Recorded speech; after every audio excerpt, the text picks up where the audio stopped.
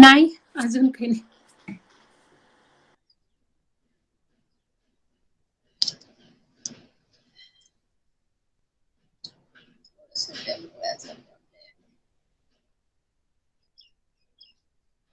मला सांगाल का तिथे chart 2, chart 3, chart 4 page number 294. हो, थोडा वेळ आहे अजून. नाही, आणि चार्ट 3 चे 2 आहेत, 2 चार्ट 3 आहे. एकाच्यात रेड डॉट केलेलं, तर कोणतं सांगायचं दाखवायचं तेही सांगाल मला. नाही, तो फक्त जो चांगला क्लिअर असेल तो दाखवशील. अच्छा अच्छा, हो का? हो, आणि आपण जवळजवळ 1 नंबर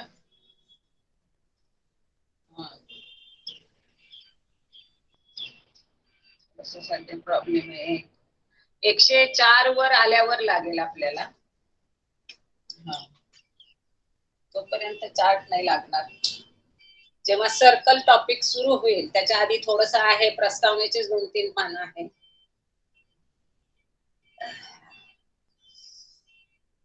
अच्छा, सुरू झाले ना, झाली वेळ. ओके, करूया आता आपण सुरू.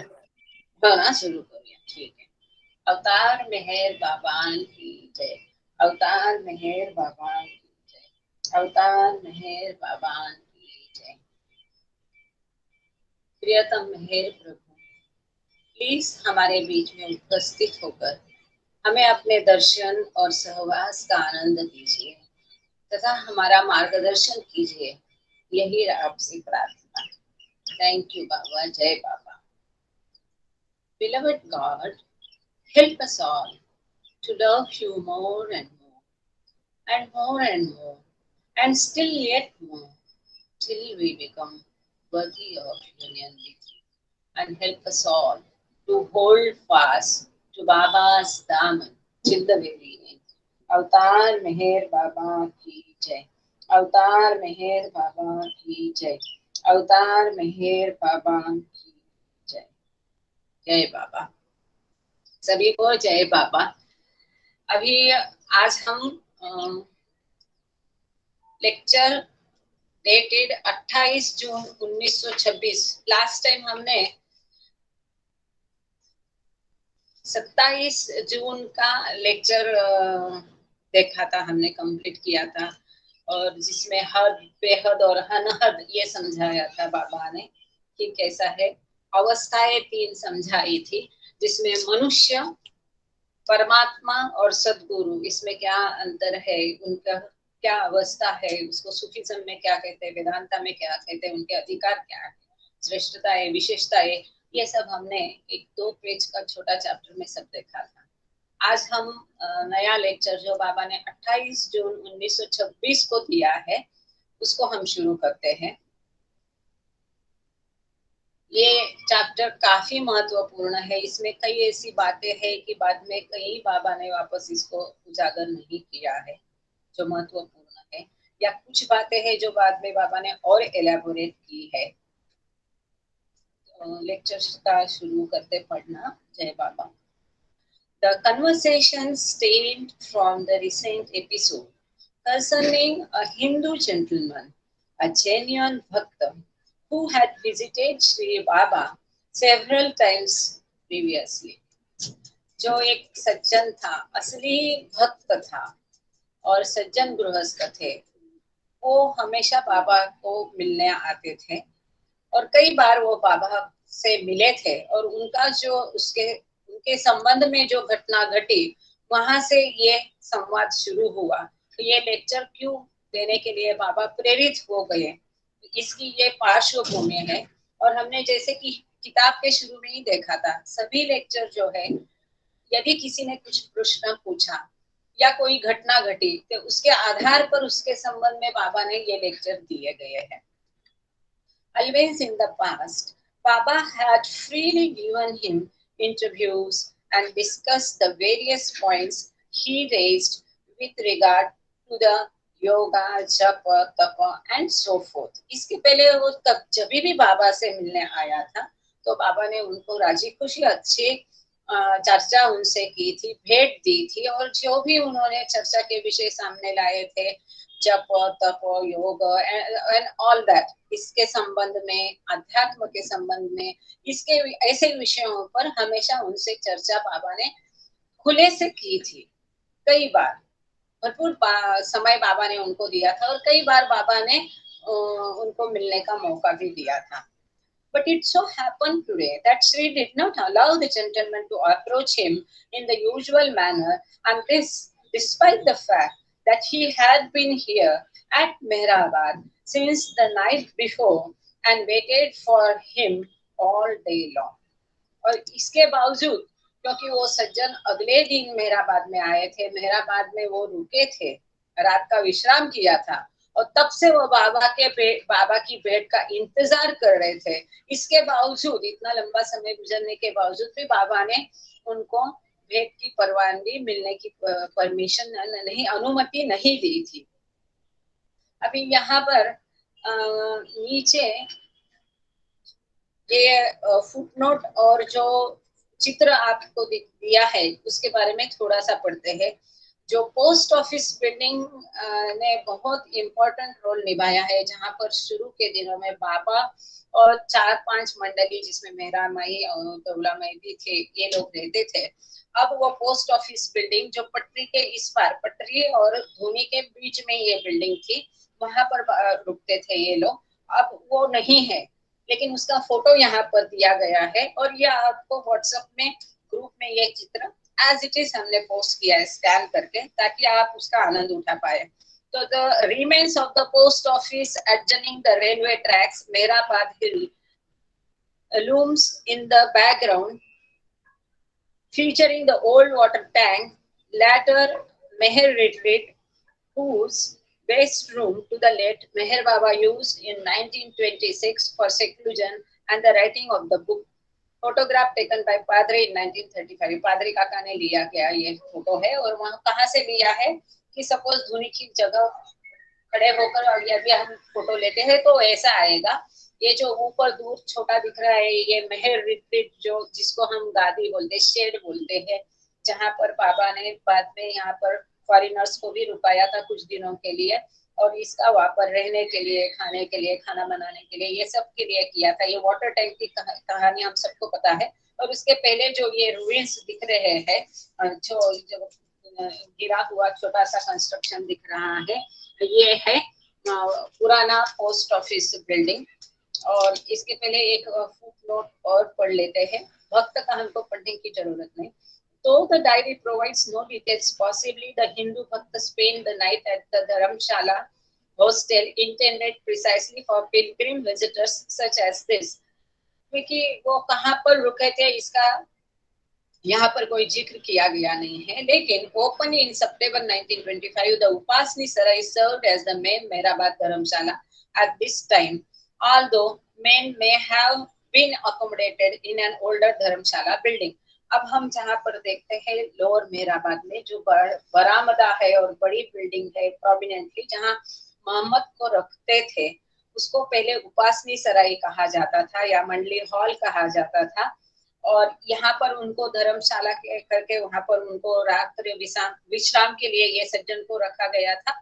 या पुरानी धर्मशाला जो उसके बगल में है लेफ्ट हैंड साइड में, जिसको अमर तिथि के दौरान भी रहने के लिए उसका उपयोग किया जाता है, वहां पर रखा था। इसका कोई जिक्र नहीं, ऐसा यहाँ पर कहा गया है। कंजेक्चरिंग ऑन द कॉज मींस अनुमान लगाया जाता है, on the cause of Shri's special attitude towards him on this particular occasion, the man finally opened his heart to Kakaji. जैसे बाबा उनको भेंट टाल रहे थे, भेंट उनको अनुमति दे ही नहीं रहे थे, तो फाइनली वो सज्जन जो है उन्होंने काका बारिया के पास अपने मन की बात कही। वो क्या? explaining that today he came with the intention of speaking to Shri on money matters and certain difficulties he was facing. उन्होंने काका बारिया से कहा कि आज वो बाबा से कुछ खास बातें, वो जो अपने रोजी रोटी दैनंदिन जीवन में कठिनाइयां का सामना कर रहे हैं, और जो उनकी फाइनेंशियल आर्थिक कुछ उनकी अड़चन थी, उसके बारे में वो बाबा से चर्चा करने आए थे, ऐसा उन्होंने काकाबारिया से कहा। But as the man now realise, अब वो सज्जन को साक्षात्कार हुआ, उनको ये समझ में आ गया, Shri knew all of this beforehand and did not permit him even to come into his presence. और वो सज्जन कहते हैं, वो नाराज नहीं हुए बाबा की बात से, बल्कि वो काकाबारिया से कह रहे हैं कि आज मैं उनसे योग जप तप आध्यात्मिक बातें करने नहीं आया था, बल्कि जो मेरी अड़चन है, आर्थिक समस्या है और बाकी जो मेरी समस्या है, उलझने हैं, उनके बारे में चर्चा और परामर्श करने के लिए मैं आया था। और बाबा जैसे ऑल नोइंग है, जो सर्वज्ञ है, शायद उनको ये बात पता चल गई थी कि मैं इसके लिए आया हूँ, इसीलिए आज बाबा ने मुझे भेंट नकारी है। और ना ही केवल इतना, पर उनके प्रेजेंस मतलब उनके सन्मुख भी नहीं आने दिया, उनके सहवास में भी नहीं आने दिया। This is so impressed the gentleman, convincing him of Shri's greatness, power and leelas, that having narrated all this to Kakaji, he quietly walked off without uttering a single word. कि ये उन सज्जन को इतना प्रभावित किया कि उनको मालूम हुआ कि ज्ञात हुआ कि कितना ही बाबा महान है, उनका ज्ञान कितना महान है, उनकी लीला कैसी है और कितनी शक्ति है उनमें। इसका उनको ये 1926 की बात है, जब बाबा ने अपने आप को अवतार घोषित नहीं किया था और बाबा को एक सदगुरु के रूप में लोग देखते थे। और कईयों को उनके ऊपर प्रश्न भी थे, शंकाएं थी, आशंकाएं थी कि इनकी आध्यात्मिक अधिकार क्या है। ऐसे में कोई आता है तीसरा व्यक्ति, तो ये आदमी जो है ये खुद अच्छा व्यक्ति था, तो ये बाबा की महानता, उसको भेंट नाकारने के बाद वो चिढ़ा नहीं, गुस्सा नहीं हुआ, लेकिन उसको बाबा की महानता का पता चला और ये बात वो काकाबारिया को बोल के गए और फिर एक शब्द भी बिना बोले वो चुपचाप वहां से निकल गए। When this little drama came up for discussion later, Shri explained that when the gentleman first came to him, Shri had asked him what he desired, God or what the world sees as good. तो जब ये matter बाबा के सामने ये किस्सा आया और उसके ऊपर चर्चा होने लगी, तब की बात ऐसी थी, बाबा के मंडली पूछते थे सब बाबा को और बाबा भी बताते थे कि बाबा हमको बहुत तरस आ रहा है, बेचारा इतना अच्छा है, क्यों नहीं आप उससे मिले, वो तो चला गया, कुछ भी नहीं बोला, ऐसा सब। तो बाबा समझाते हैं उस प्रसंग को। जब ये बाबा के सन्मुख ये किस्सा आया चर्चा करने के लिए, तो बाबा ने उनको बताया कि इसके पहले जितने भी बार ये सज्जन बाबा से मिलने आए थे, तो हमेशा ये क्या है कि बाबा ने पहले बार जो वो बाबा से मिलने वो सज्जन आए थे, तो उनको बाबा ने पूछा था कि आपको क्या चाहिए, good in the eyes of the world और गॉड, गुड एंड गॉड। ये इंग्लिश का शब्दों का सुंदर खेल यहाँ पर है, बाबा ने जो उनसे किया कि उनको बाबा ने पूछा कि आपको ईश्वर चाहिए या सांसारिक ये जो भौतिक जगत का जो अच्छा समझा जाता है, वो भौतिक जगत का जो कुछ अच्छाइयां है वो आपको चाहिए। The man replied that he preferred God to the world. और जब भी बाबा ने ऐसे पहले जब वो बाबा से मिलने आए थे और बाबा ने उनको पूछा था कि आपको ईश्वर चाहिए कि भौतिक संसार की चीजें चाहिए, तब उन्होंने बाबा से कहा था कि वो ईश्वर को मिलना, ईश्वर को पाना पसंद करेंगे भौतिक चीजों से।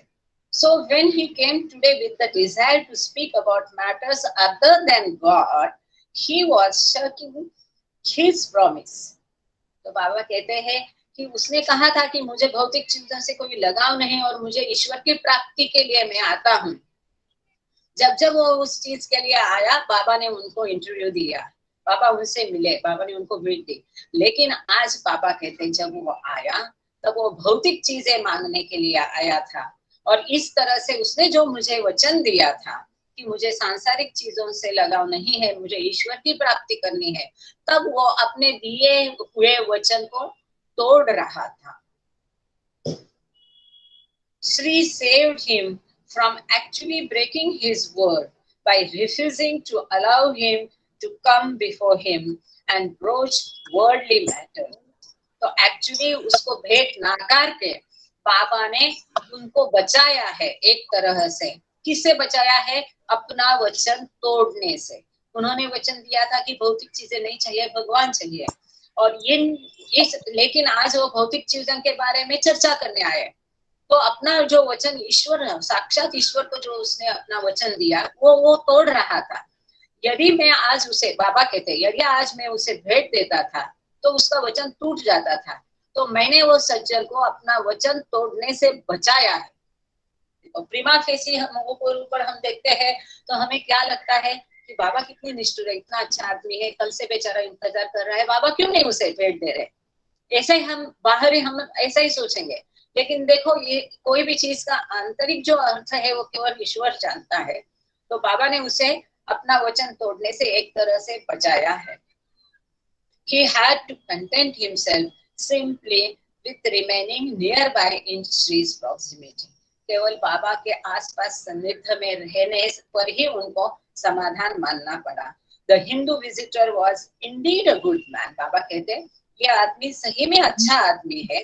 Shri commented, sincere at heart, a premi who had observed so much japa, tapa, vrata and other such practices. बाबा कहते हैं कि ये सज्जन सही में एक बहुत अच्छा आदमी है, बहुत अच्छा हृदय है, हृदय से, दिल से बहुत अच्छा है, और इसमें बहुत सारे जप, तप, व्रत, ऐसे कई सारी चीजें हैं जो आध्यात्मिक प्रैक्टिसेस है, अनुष्ठान है, ये ईमानदारी से, अच्छे दिल से, पूरे हृदय से की है। But with reference to the gentleman's inability to stick to his original intention, Shri went on to give the Mandali the following good piece of advice.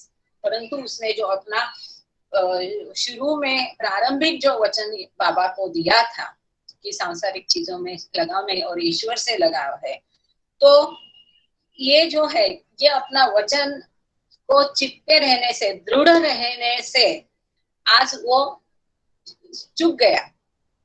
और इसके लिए इस संदर्भ में बाबा ने आगे का लेक्चर दिया। तो ये लेक्चर कैसा आया, इसकी ये छोटी सी हकीकत है। तो बाबा आगे कहते हैं, this is how the world changes. इस प्रकार दुनिया बदल जाती है। This all on account of Maya. ये सब क्यों होता है? माया की वजह से होता है। Which you have to renounce before you can hope to desire for spiritual advancement. इसीलिए बाबा कहते हैं, जब आप चाहते हैं कि आध्यात्मिक मार्ग पर आपकी उन्नति हो, तो आपको ये माया को, संसार को त्यागना है, रिनाउंस करना है। और ये जो महत्वाकांक्षा है, तभी आपकी आध्यात्मिक प्रगति की महत्वाकांक्षा तभी पूरी हो सकती है जब ये माया को आप त्यागोगे, क्योंकि ये सब माया की वजह से होता है। The greatest weapons of Maya are woman and wealth. बाबा कहते हैं कि माया के सबसे स्ट्रॉन्ग, एकदम मजबूत हथियार, महान हथियार क्या है? तो श्री और कांचन, कानन और कांचन, ऐसा कहते हैं ना कि Shri, woman and wealth, WWC ये इंग्लिश में जुड़ा है। तो संपत्ति, धन दौलत और श्री, ये माया के सबसे स्ट्रॉन्ग हथियार है। Any so-called saint who keeps talking about these subjects is not really a saint at all. बाबा कहते हैं, उठ के कोई भी संत महात्मा ये विषयों पे बोलना चाहे तो वो संत है ही नहीं। क्यों? माया and all its paraphernalia have to go. तो माया और इसकी ये जो सब सामग्री है, इसके जो आयुध है, वो जाना चाहिए, नष्ट होना चाहिए, उसको हमको त्यागना चाहिए। Maya has to be destroyed. तो माया नष्ट होनी चाहिए before one can attain realisation. साक्षात्कार के पहले ये माया का जो लोभ है, काम, क्रोध, लोभ, मोह, मद, मत्सर, ये कानन, कांचन, ये सब जो मोह है माया के, ये नष्ट हो जाने चाहिए before one can attain realisation. एक साक्षात्कार के अगर होना है तो उसके पहले ये सब खत्म होना चाहिए। And this is the only real qualification for saint. और संत पद के लिए है यही असली पात्रता है। उठ के कोई भी माया के बारे में बोले वो संत नहीं है, लेकिन जो इसको त्याग सकता है, जिसका इस पर पूर्ण कंट्रोल है, नियंत्रण है, इसको यह त्याग चुका है, वही असली संत पद के लिए पात्र है। Then the topic turn to मजहूब। इसके बाद में मजहूब, जो हमने पहले भी कई बार देखा है कि जिसे ईश्वर साक्षात्कार हुआ है, लेकिन जिसे ये संसार के प्रति कोई ड्यूटीज नहीं दी गई है, कोई कर्तव्य नहीं है, और जो ईश्वर के प्राप्ति के आनंद में अपना होश खो बैठा है, वह मतलब मजहूब। तो then the topic turn to मजहूब and the following story was told. Chanji's diary. तो चांजी की डायरी में फिर आगे बाबा ने ये सब्जेक्ट, मजहूब का सब्जेक्ट पर चर्चा हुई, और फिर बाबा ने ये आगे जो कहानी हम पढ़ेंगे, ये कहानी बाबा ने वहां पर बताई गई है। आप प्लीज ग्रुप में एक बार थोड़ा देखा करो, ये सब ओरिजिनल फोटो में एज इट इज ग्रुप में डालती हूँ, आपको बुक में से ही पढ़ रहे ऐसा आनंद आने के लिए। ये रुस्तुम के ईरानी और मेहर बाबा, इनका ये फोटो है, जो ईस्ट वरांडा बोलते हैं पूरब की तरफ का, जो पुराना बंगलो है, उसमें ये बैठे थे। और 1927 या 1929 के बीच का ये फोटो है। The oldest son of Khan Saheb and Gulmai Irani. यहाँ रुस्तुम के ईरानी के बारे में बताया कि ये गुलमई, ये आदि काका के बड़े भाई थे, और ये खान साहब और गुलमई के बड़े बेटे थे, और वो पूरा मेहराबाद प्रॉपर्टी इनके नाम में था। ये उसके मालिक थे, जो उन्होंने बाबा को बाद में दिया है। और ये बाबा के सबसे शुरू, Rustom was one of the earliest and publicly most prominent of Meher Baba's young disciple. कि शुरू के दिनों के ये बाबा के अच्छे शिष्य रहे। और उतना ही नहीं, हम लोग अहमदनगर से है तो हमको पता है कि ये ईरानी फैमिली का बहुत बड़ा रोल है अहमदनगर में, उनका बहुत प्रतिष्ठा थी और बहुत अच्छे पद पर ये लोग थे। Meher Baba directive in 1923 Rustom had married Firoza. 1923 में बाबा की आज्ञा से इन्होंने रुस्तुम के ईरानी ने फिरोजा मतलब मेहरा माई की बहन, जिसको फ्रेंडनी कहा जाता है, नोन एज फ्रेंडनी। बाद में उनका नाम, मतलब बाबा ने तो सबके निकनेम बना दिए थे। तो ये फिरोजा से इनकी रुस्तुम के ईरानी की शादी हुई थी। And by the late 1920 the married couple had young family. 20 तक उनकी बड़ी फैमिली थी, बच्चे बहुत सारे हो गए थे, और ये लोग नासिक में भी रहते थे, और बहुत बड़ा रोल इनका है बाबा के ये एडवेंट में जिन्होंने अदा किया। आगे चलते हैं। We are on the page number 103, 103 number, पान नंबर 103। यहाँ पर बाबा ने एक छोटी सी कहानी बताई है सदगुरु की है, और कैसे सदगुरु कार्य करता है या किस प्रकार का होता है, इसके बारे में बाबा ने बताया है। बहलूल एंड हिज न्यू वाइफ। बहलूल और उनकी नई पत्नी। बहलूल वाज ए सलिक मजहूब। बहलूल जो है ये, अब देखो यहाँ पर बाबा ने ये पहली बार, इसके पहले बाबा ने इस किताब में मजहूब शब्द का उपयोग किया, सलीक का किया। यहाँ पर बाबा ने सलीक महजूब, सलीक मजहूब, मतलब जो है मजहूब से भी, जिसमें सलीक की क्वालिटीज ज्यादा होती है, मजहूब की कम होती है। इसके बारे में विस्तृत चर्चा गॉड स्पीक्स में की गई है, पर यहाँ उसमें फुटनोट दिया है। सलीक मजहूब क्या होता है यह हम पढ़ेंगे। इन शॉर्ट हमको अब यहाँ इस सेंटेंस से पता चला कि बहलूल एक परफेक्ट मास्टर था, सदगुरु था। या परफेक्ट मास्टर नहीं बोल सकते हम उसको, पर हम इतना कह सकते हैं कि ईश्वरी साक्षात्कार प्राप्त आत्मा बहलूल थे। इनको ईश्वरी साक्षात्कार, गॉड रियलाइजेशन इनको हो गया था। अब तो सलीक मजहूब क्या है, इसके बारे में शॉर्ट में नीचे फुटनोट है, इसको मैं थोड़ा सा, आप मुझे माफ करना, पढ़ने की कोशिश करती, क्योंकि बहुत छोटे वर्डिंग है, चश्मे का नंबर अभी आया नहीं।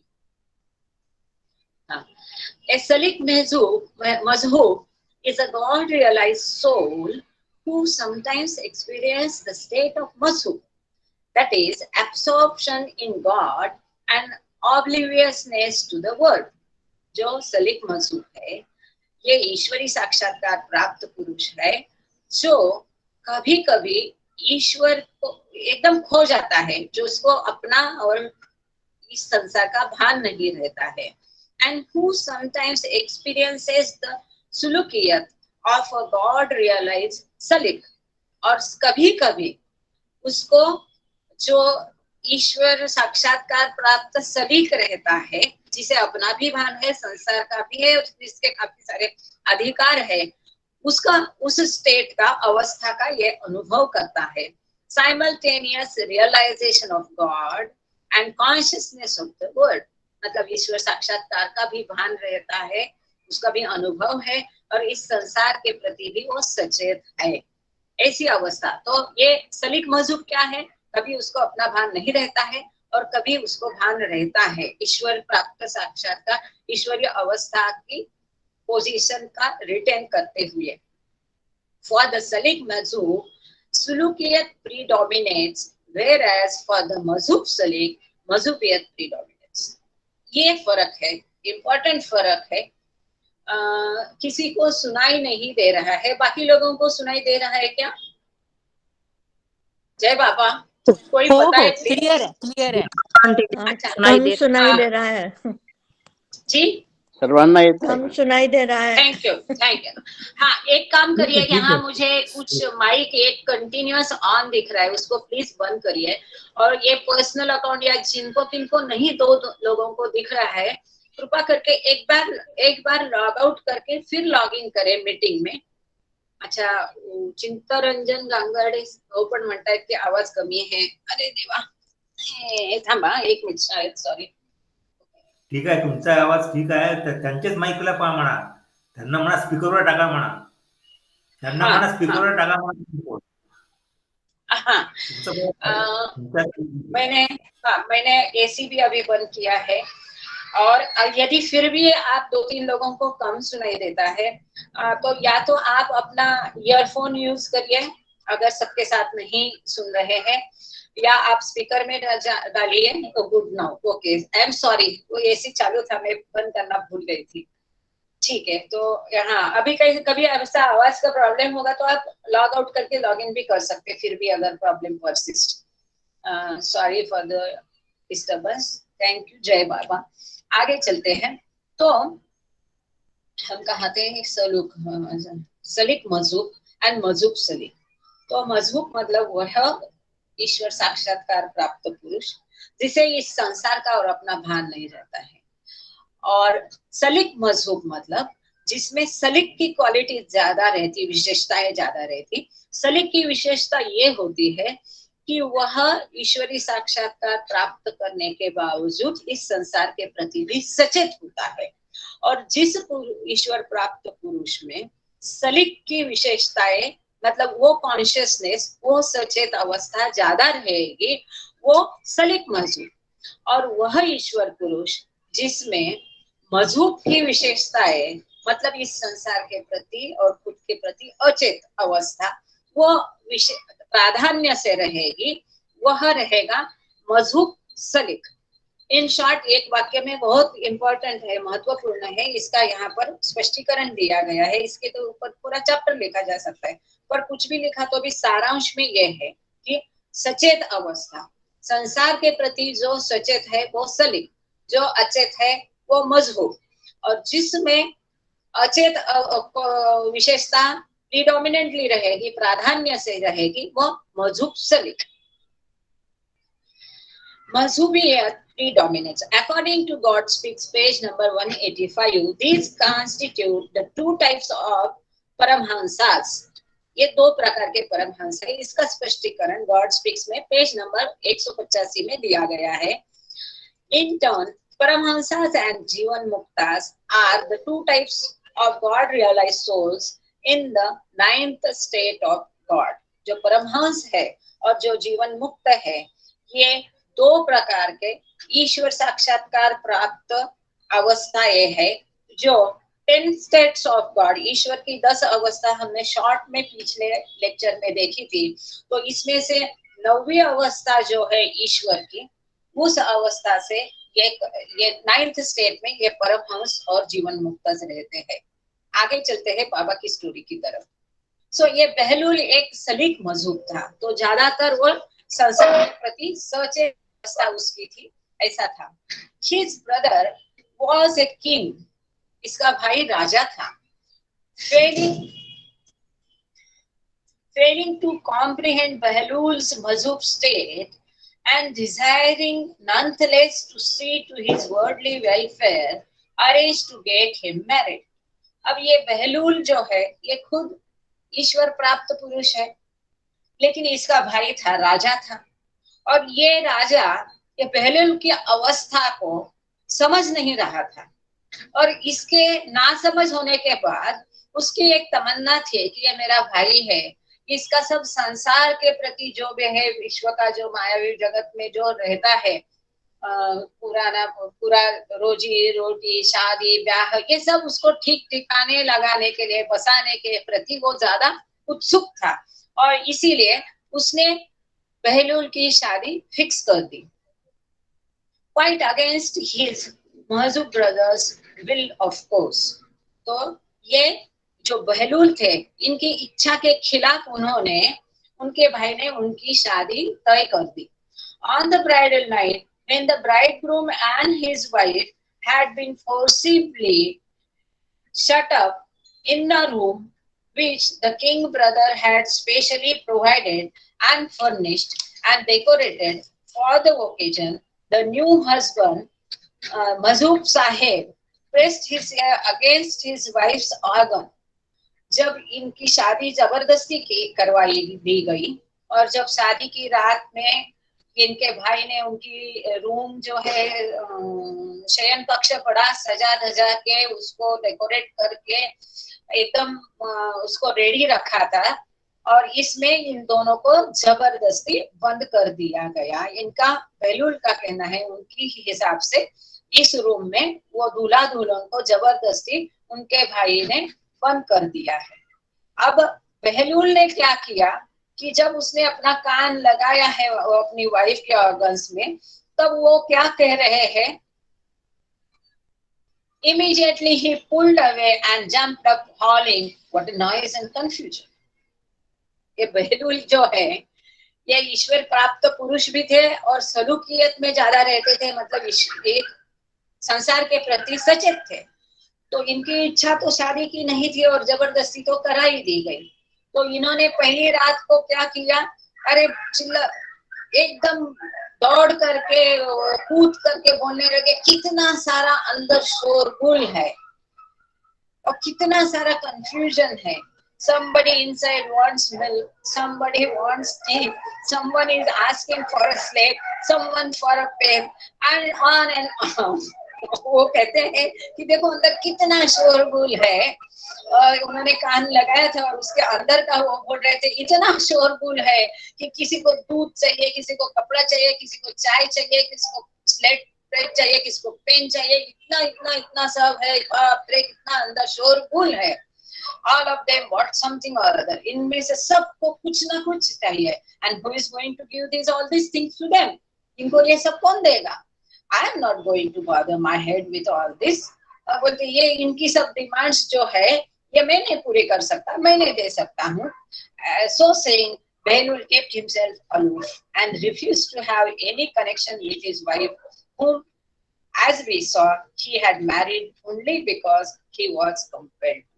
और ऐसा कहते हुए उन्होंने अपने पत्नी के साथ कोई भी रिश्ता रखने के लिए मना कर दिया, क्यों, और अपना अलूफ और एकदम रहने का, अलूफ रहने का, मतलब तटस्थ दूर रहने का निर्णय लिया, क्योंकि उनकी शादी जबरदस्ती कराई दी गई थी। ऐसी एक बाबा ने बहलूल, मतलब यहाँ पर मजहूब का सब्जेक्ट विषय निकला, ईश्वर प्राप्त पुरुष, और ईश्वर प्राप्त पुरुष सलूकियत में सलीक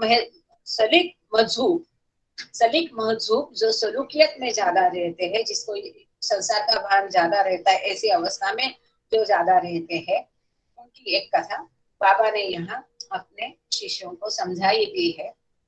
और हम सब बाबा प्रेमी भली भांति जानते हैं कि पास्ट कनेक्शन थोड़ा बहुत रहता है, उसको नष्ट करने के लिए कभी कभी ऐसी कुछ स्टेप्स बाबा ने भी उठाए। जैसे एरेच काका की उन्होंने शादी करवा दी और तुरंत बोल दिया कि अभी शादी के बाद बोल दिया अभी इसके बाद आप दोनों भाई बहन हैं, भाई बहन के समान रहना।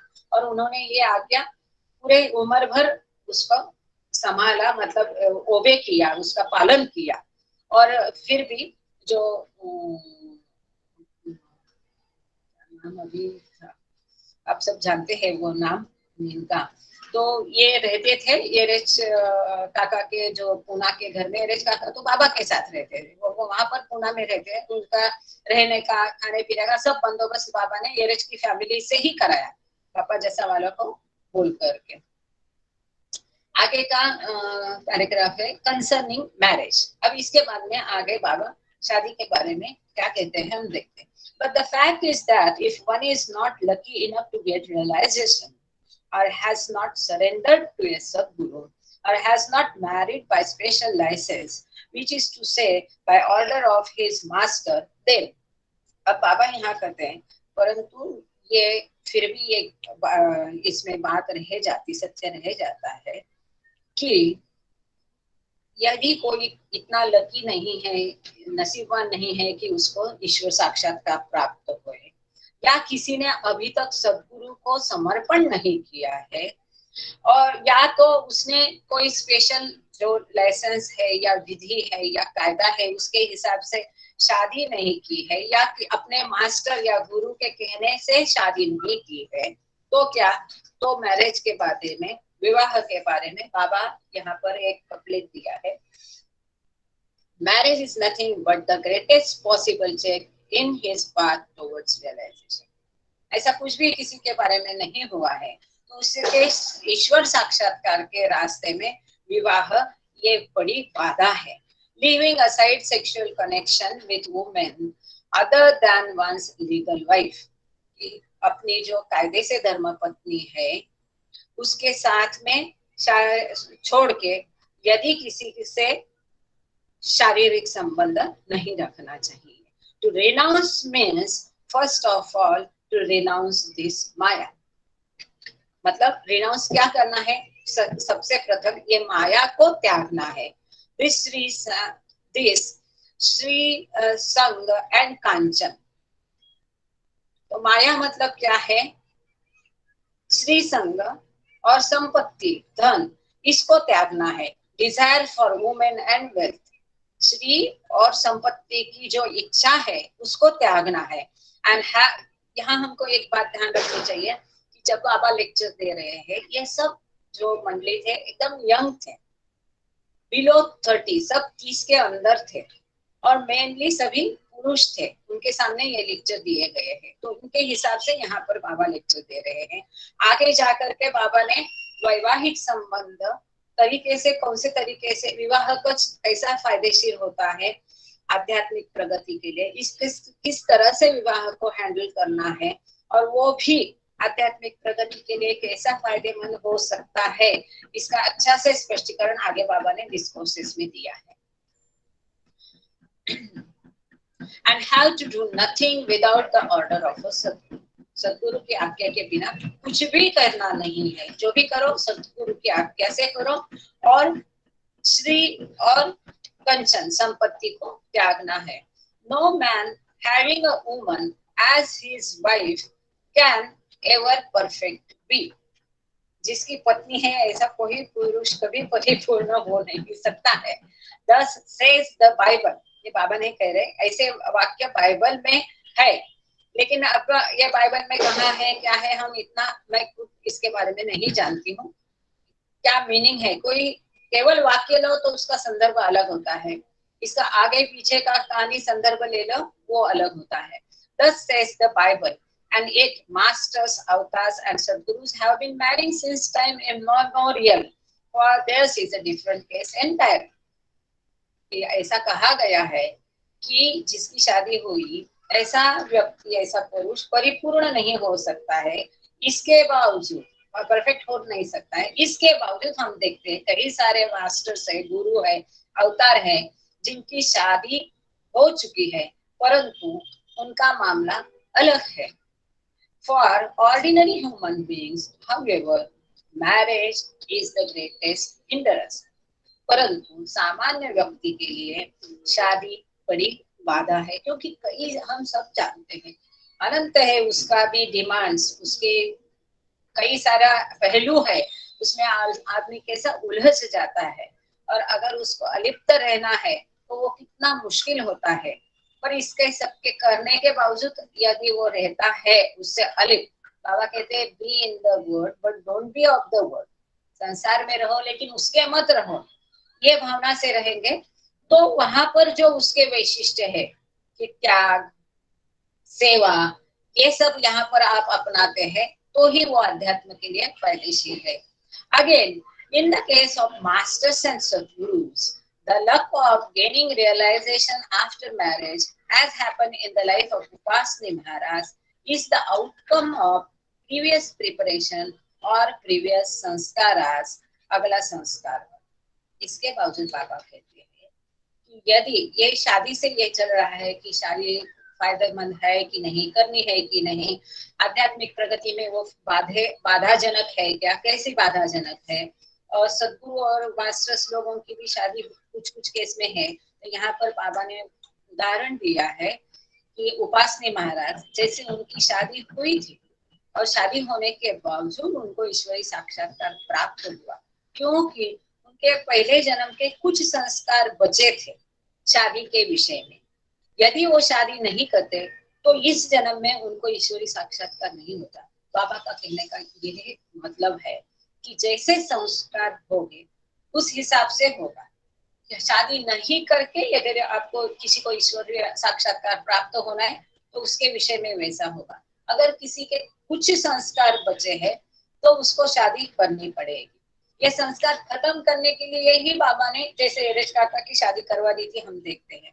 तो यहाँ पर दिया है in the case of masters and Sadgurus the luck of gaining realisation, कि शादी करने के बाद साक्षात्कार मिलने का जो लक है, अच्छा तकदीर है, वो किसी किसी के हिसाब में होता है कि जैसे उपासनी महाराज के बारे में हुआ था, और उनको प्रीवियस कनेक्शन जो अगले जन्म के कुछ संस्कार उनके थे, इसके कारण उनको शादी करनी पड़ी। If Maharaj had not married, he would have had to take birth again. यदि अगर उपासनी महाराज शादी नहीं करते तो उनके और एक जन्म लेना पड़ता था, because before he can become God realized, a Sadguru has to be free of all sanskaras. अगर उपासनी महाराज शादी नहीं करते थे तो उनको और एक जन्म लेना पड़ता था। क्यों? क्योंकि ईश्वर साक्षात्कार के पहले सभी संस्कार खत्म होना जरूरी होता है। ये हमने देखा है। ईश्वरी साक्षात्कार कब प्राप्त होता है? सब संस्कार का मिट जाना, अहम का कन्वर्सेशन होता है, इसमें यूनिवर्सल अहम में होना चाहिए, रियल आई में वो कन्वर्ट होना चाहिए, क्योंकि अहम पूरा नष्ट कभी होता नहीं है। संस्कार पूरे नष्ट होना चाहिए और मन का नाश होना चाहिए। जब ये तीनों होगा तब वो हमारी चेतना कॉन्शियसनेस, ये तीनों में जो फंसी हुई है, लिप्त हुई है, रैप्ट है, वो खुल जाएगी और तभी ईश्वरी साक्षात्कार हो सकता है। आगे बहुत इंपॉर्टेंट टॉपिक है और उतना ही दिलचस्प है। बाबा प्रेमी जितने भी है उनको बाबा का मंडल, सर्कल, सद्गुरु का मंडल, इसके बारे में भली भांति जानते हैं और ये एक रहस्यपूर्ण विषय है। और बाबा ने खुद ने कहा है कि इसके ऊपर कितने भी ग्रंथों लिखे जाएंगे, कितने भी वॉल्यूम्स लिखे जाएंगे, तभी ये पूरा कभी भी एक्सप्लेन किया नहीं जा सकता है, समझाया नहीं जा सकता है। इसके ऊपर बड़े बड़े ग्रंथ लिखे जाएंगे तभी पूरी पूर्ण रूप से पूरी आपको एकदम इसमें कंप्लीट परफेक्ट जानकारी इसमें नहीं हो सकती है। फिर भी यहाँ पर बाबा ने जो दिया है वो हम पढ़कर समझने की कोशिश करेंगे।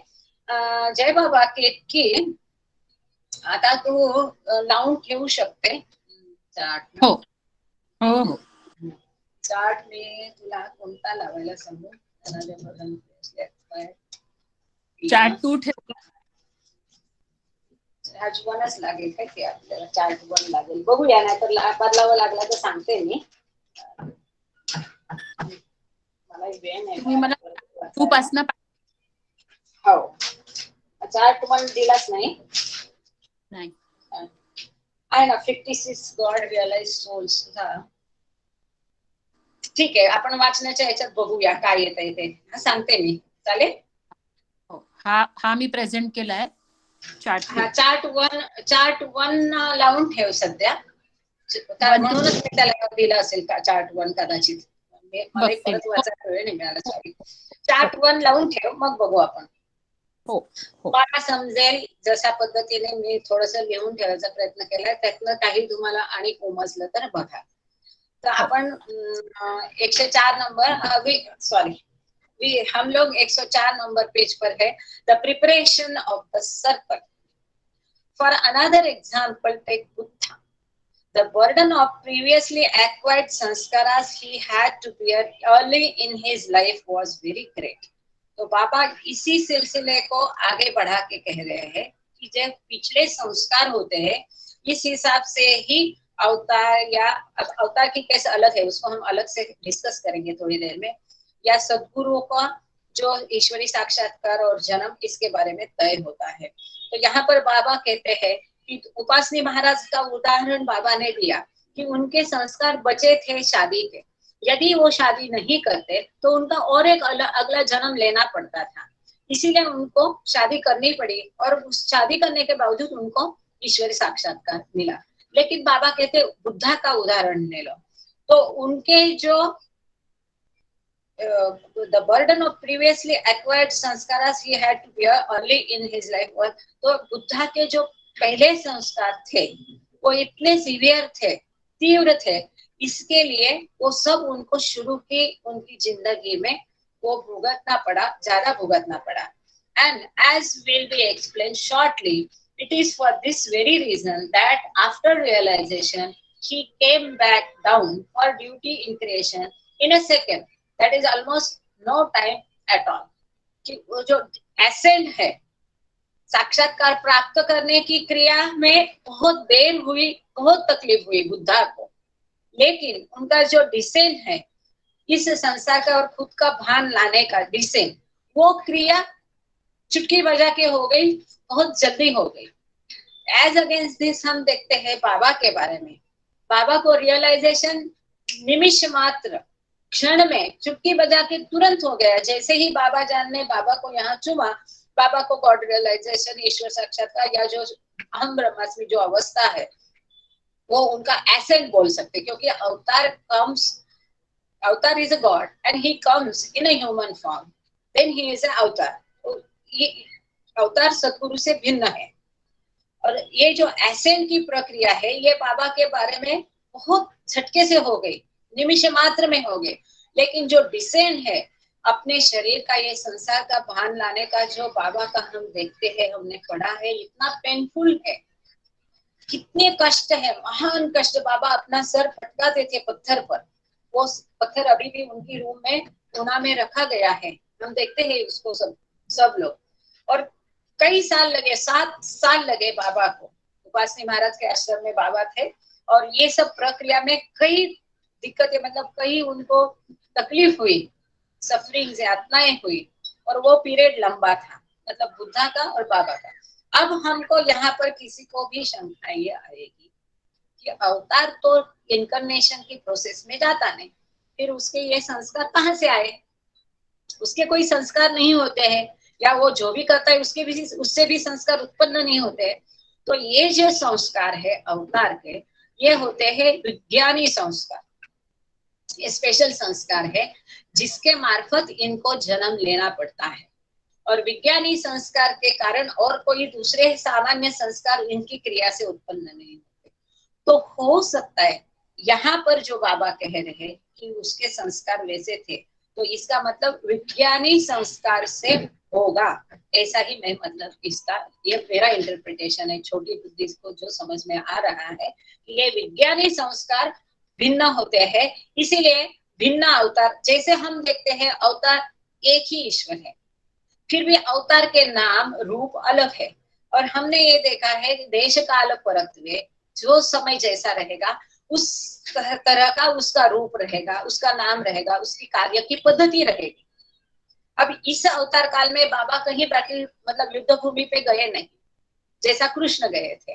तो इस समय का काल अलग है, उस समय का कार्य पद्धति अलग है, इसी प्रकार से इनके विज्ञानी संस्कार भी उनको अलग से लेने पड़ते हैं, और जैसे विज्ञानी संस्कार रहेंगे उस हिसाब से उनका एसेंड और डिसेंड, एसेंड डिसेंड को मैं क्या कहूँ हिंदी में, मतलब ऊपर चढ़ना नीचे उतरना तो सही नहीं है, पर साक्षात्कार की प्रक्रिया और भान वापस लाने की, अवतरण की प्रक्रिया, ये डिपेंड होती है, इसके ऊपर ये निर्भर रहता है।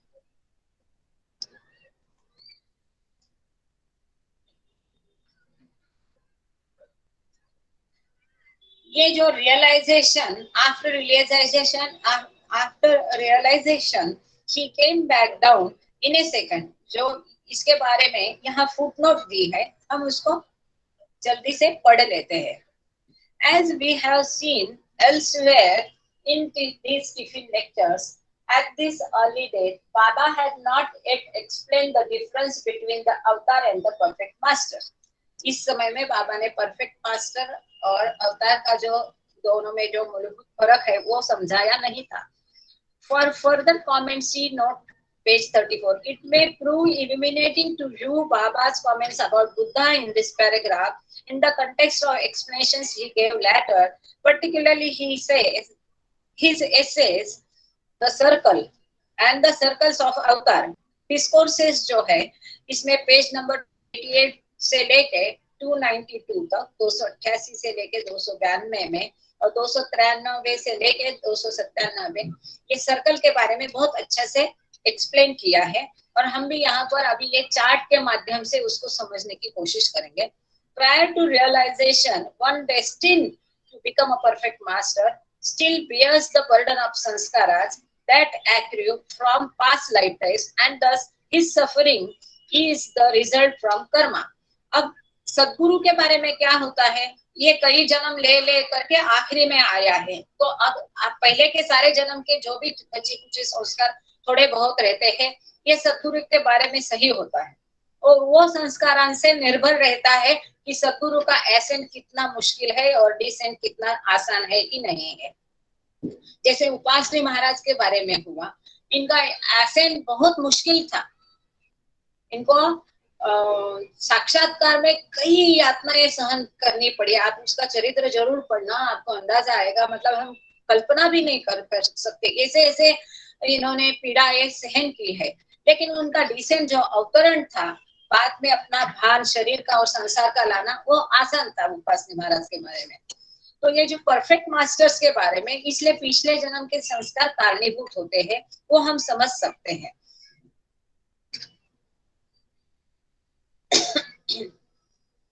The avatar, however, does not arrive at avatarhood through the cycle of reincarnation. लेकिन अवतार जो है वो ये वापस जन्म के साइकिल में से घूम के नहीं आता है, but brings his avatarhood with him. अवतारहुड साथ में लाता है वो, when he descends from his God state, जब वो ईश्वरीय अवस्था से नीचे अवतरित होता है, and incarnates in human form, और जो मनुष्य फॉर्म में मनुष्य रूप में आता है, at the time of his birth, the avatar takes upon himself what Baba calls विज्ञानी संस्कार। तो इसके लिए उसको अवतरित होने के लिए, मनुष्य रूप में साकार होने के लिए उसको कुछ तो संस्कार चाहिए। तो ये जब ईश्वर मनुष्य रूप में अवतरित होता है, तो ये विज्ञानी संस्कार लेकर के आता है, which veil him from the knowledge of himself through his childhood until the destined moment of realization. तो ये जो विज्ञानी संस्कार वो लेके आता है, ये संस्कार उसके बचपन से लेके उसका रियलाइजेशन का साक्षात्कार के समय तक एक पर्दा बनकर रह जाते हैं। अभी हमें साक्षात्कार क्यों नहीं हो रहा है?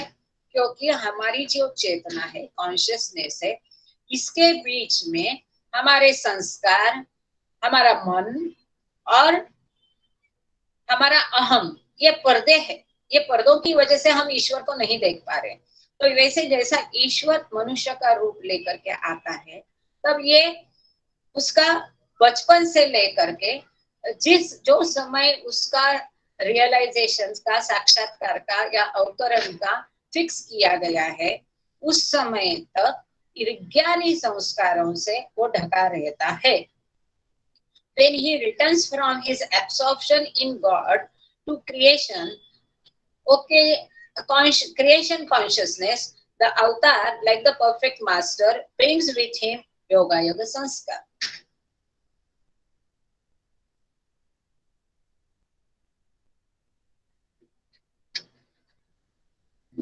When he returns from his absorption in God to creation consciousness, अच्छा, जब इसका अवतरण होता है और ये पृथ्वी पर वापस अवतार करके आता है, तब ये विज्ञानी संस्कार योगायोग संस्कार में ट्रांसफर होते हैं और यही योगायोग संस्कार रियलाइजेशन साक्षात्कार के बाद सदगुरु भी ये योगायोग संस्कार में रहते हैं, उनके भी ये योगायोग संस्कार रहते हैं। तो जब तक अवतरण नहीं होता है वो ईश्वर विज्ञानी संस्कारों से ढकित होता है और जैसे उसका अवतरण होता है उसको साक्षात्कार होता है कि मैं वही हूँ और अपना और सृष्टि का भान होता है, तो ये विज्ञानी संस्कार योगायोग संस्कार में कन्वर्ट हो जाते हैं, रूपांतरित हो जाते हैं, which will serve as channels for the fulfillment of his mission. और ये योगायोग संस्कार के मार्फत ही अवतार अपना कार्य करता है। Returning then to our text, since Buddha was an avatar, his sufferings prior to realization must have been connected to the Vijnani sanskaras that were part and parcel of that avataric incarnation. जो हमने पहले देखा कि ये बुद्धा का जो अवतरण था उस समय उसका अवतरण के लिए, उसका एसेंट के लिए, साक्षात्कार के लिए उसे समय लगा, उसके वैज्ञानिक संस्कारों के कारण वो होगा, ऐसा यहाँ पर भी मेंशन किया है, लिखा गया है। Earlier, however, while still climbing the path to realization, he had to suffer enormously.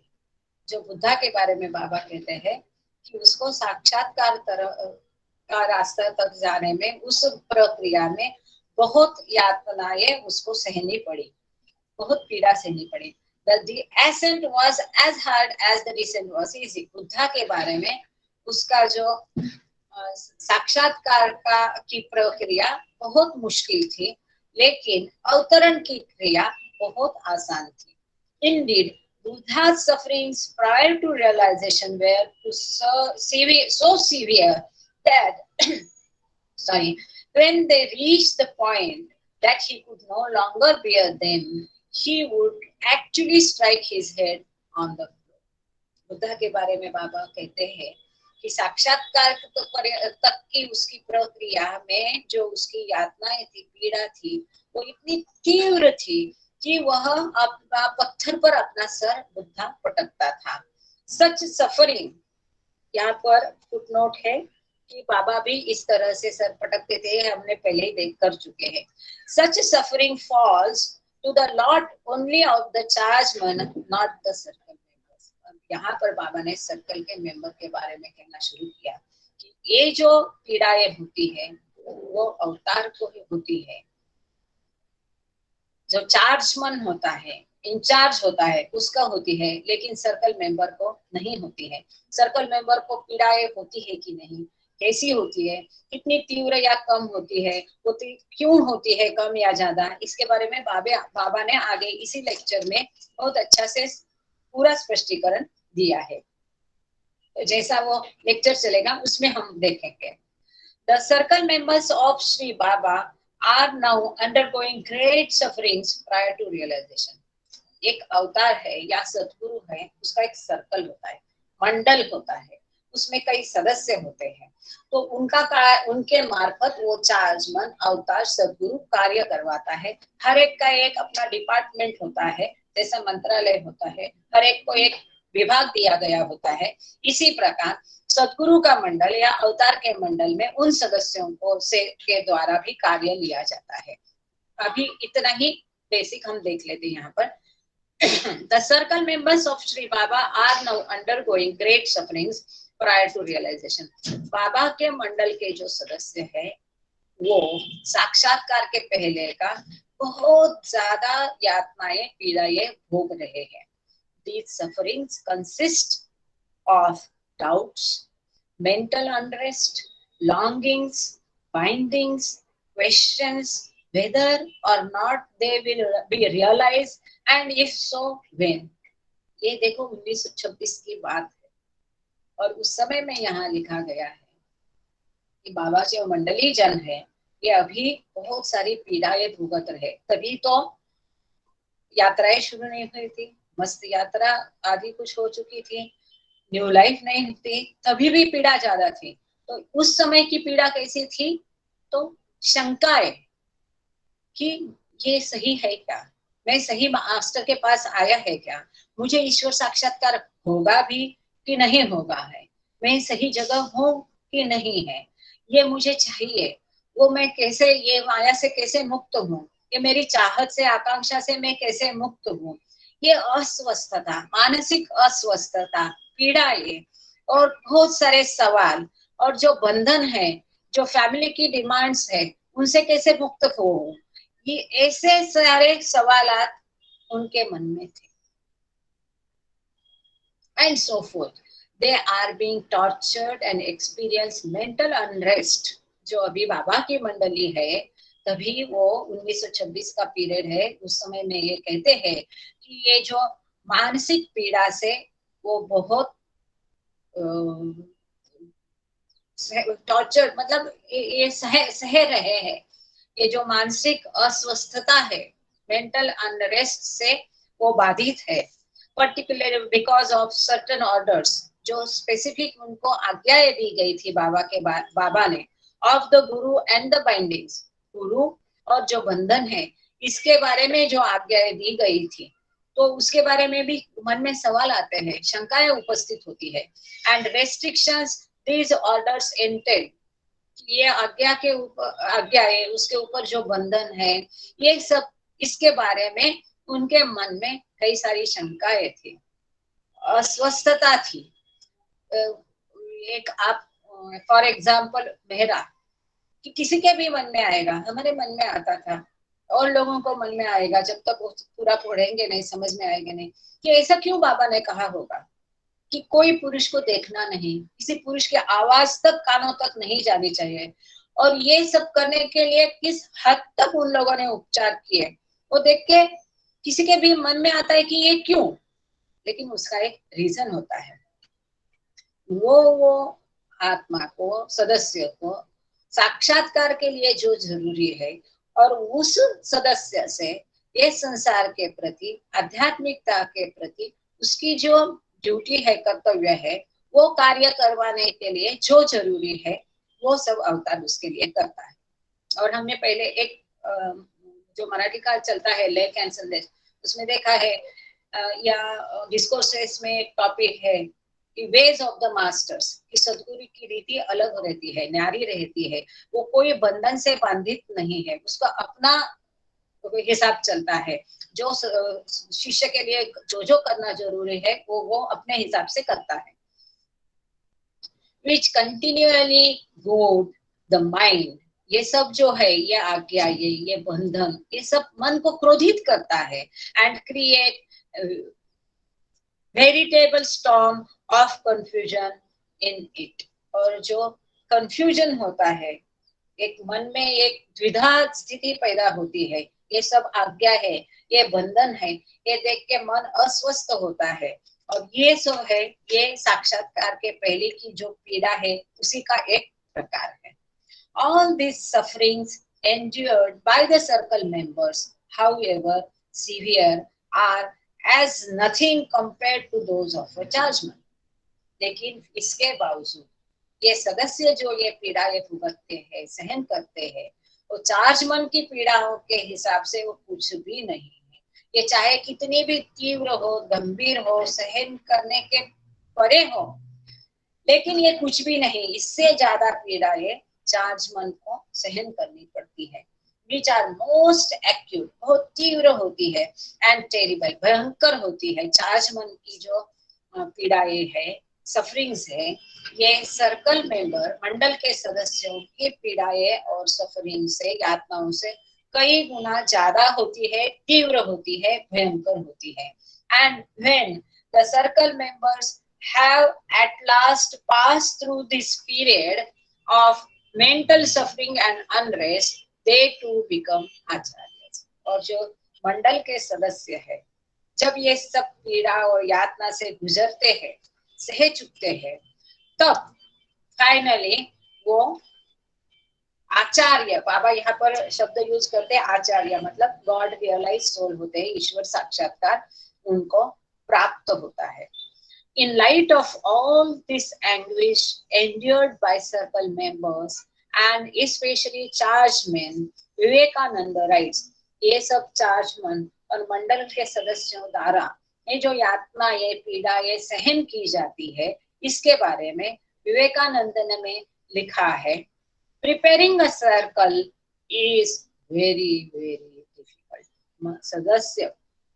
सदस्य का मंडल बनाना, सर्कल बनाना, ये काम किसका है, क्या हम आगे देखेंगे. सर्कल बनाना या मंडल बनाना सतगुरु का काम है, अवतार का काम है, और जो बहुत बहुत ज्यादा मुश्किल है, कठिन है, ऐसा विवेकानंद ने कहा है. ऐसा बाबा ने यहाँ विवेकानंद का सेंटेंस को मेंशन किया है. These terrible sufferings borne by the chargeman who is taken up to the state of realization all at once, and the comparatively milder sufferings of the circle members who are lifted up gradually, all these result from and are dependent on the sanskaras that the sufferer acquired previously. यहाँ पर बाबा कहते हैं, एक ही minute, आपको ये एक छोटा सा चार्ज बनाया है. चार, सॉरी केतकी, तू 4 नंबर चार्ट दाखवशील राजा. सॉरी, 4 नंबर दाखवशील. 4 नंबर दाखवू का डायरेक्ट? हो. मी नंबर कदाचित उलटे पुलटे दिले हैं. 4 नंबर चार्ट दाखवशील. Sufferings and process. जब तक केतकी चार्ट दिखा रही है, हम देखते हैं कि जो ये भयंकर पीड़ाएं, यातनाएं जो चार्जमन, इंचार्ज ऑफ द सर्कल या मंडल का जो मुखिया है वो सहता है, या उसके सदस्य, मंडल के सदस्य जो ये यातनाएं सहन करते हैं, ये क्यों होता है? इनके संस्कार के ऊपर ये डिपेंड होता है. जो ये संस्कार उन्होंने पहले पिछले जन्म में जो भी संस्कार इकट्ठे किए हैं, इसके ऊपर ये यातनाएं कितनी सीवियर होगी और ये प्रोसेस कितनी स्लो या फास्ट होगी और ये यातनाएं कैसी होगी, ये सब उनके पहले संस्कार के ऊपर रहता है. जो चार्जमन जो है, दाखवू शकते तू प्लीज दाखव चार्ज. जो चार्जमन है वो who is taken up to the realisation all at once, जो चार्जमन है, मुखिया है, वो एकदम से फटाक एक क्षण में वो साक्षात्कार की क्रिया में दिया जाता है. इसके कंपैरिजन में, तुलना में, जो सर्कल मेंबर्स है, मंडल के सदस्य है, उनकी यातनाएं कम होती है. ऐसा क्यों होता है? सर्कल मंडल के सदस्य की यातनाएं कम इसलिए होती है क्योंकि मंडल के सदस्य पहले ही अपने गुरु या मास्टर्स के लिए यातनाएं भुगत चुके होते हैं, इसलिए अब उनकी यातनाएं कम होती है. और इनकी प्रोसेस जो है, इनके साक्षात्कार की जो क्रिया है, वो ग्रेजुअल, स्लो होती है, धीमी होती है, धीमे धीमे होता है. तो सर्कल सदस्य, मंडल के सदस्यों की यातनाएं कम होती है, लेकिन सॉरी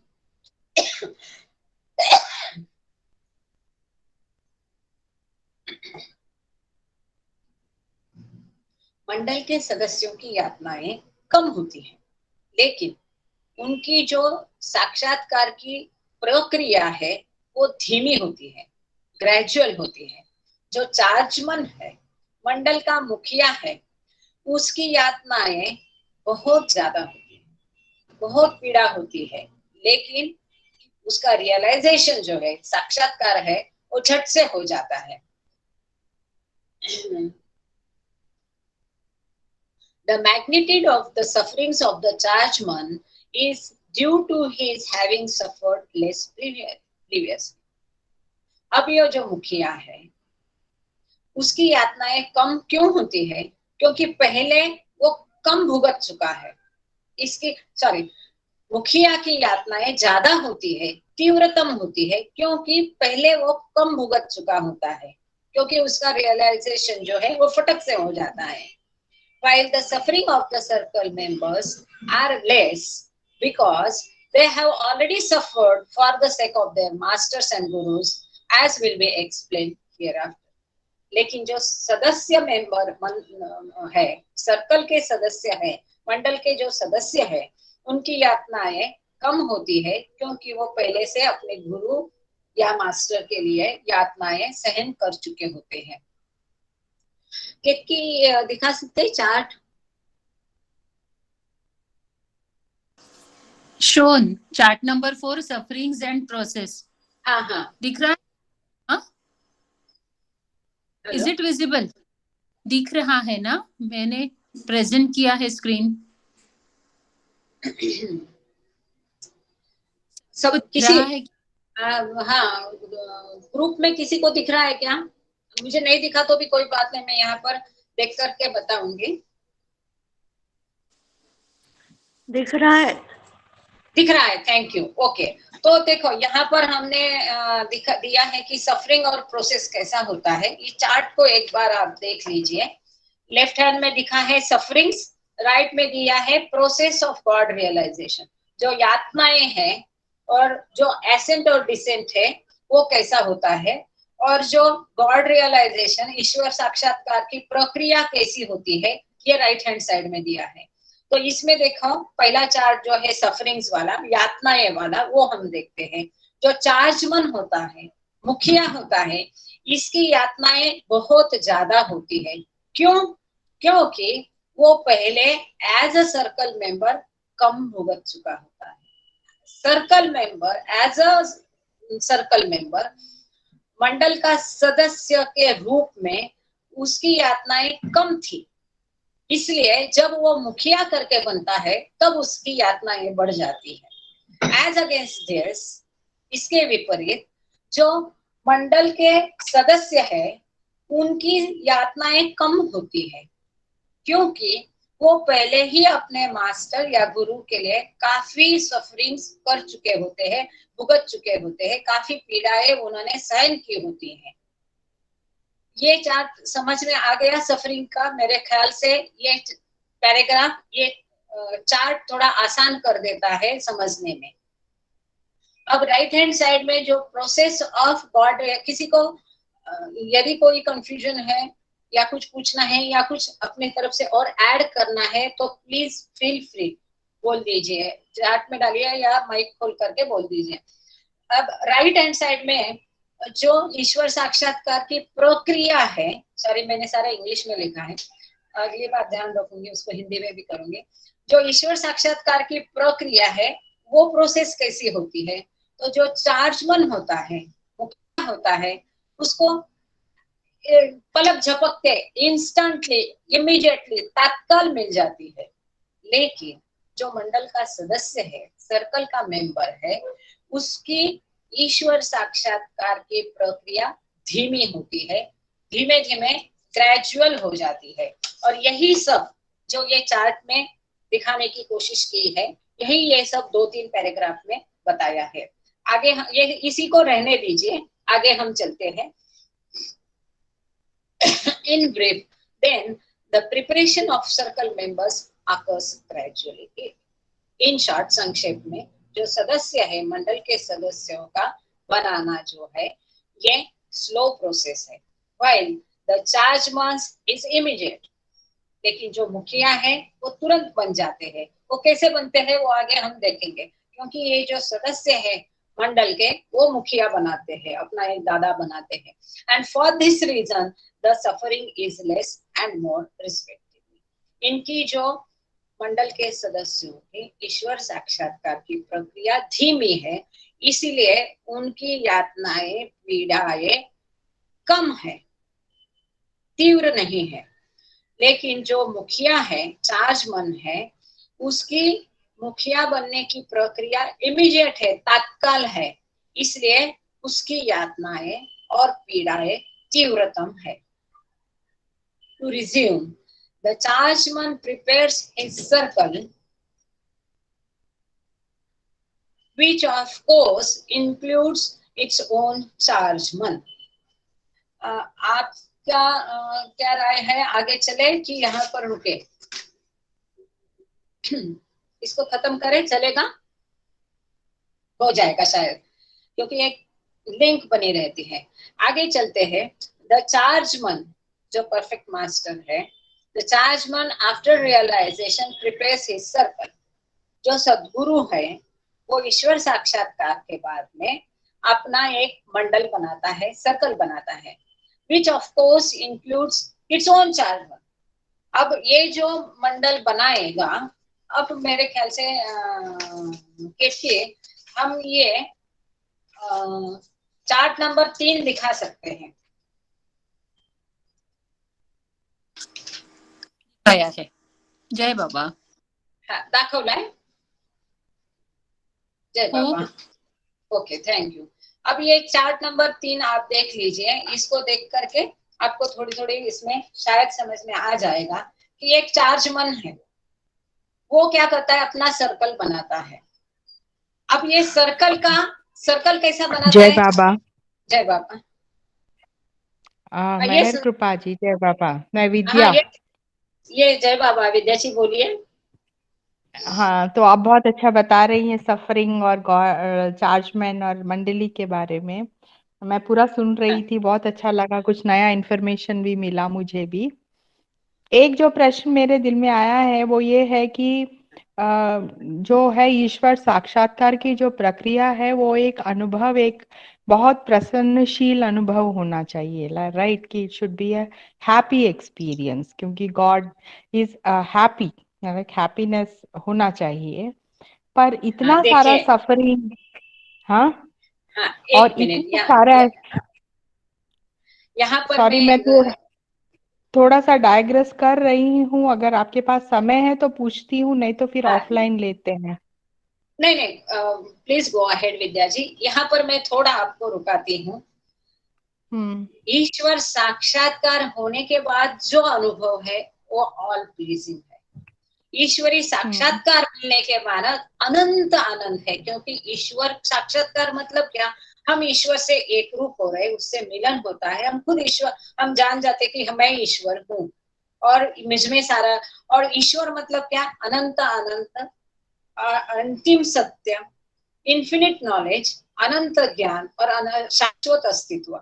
तो साक्षात्कार होने के बाद ये अनंत आनंद की अनुभूति और अनुभव होता है। लेकिन साक्षात्कार तक की प्रक्रिया यदि हम कहीं भी देखेंगे तो वो पेनफुली है।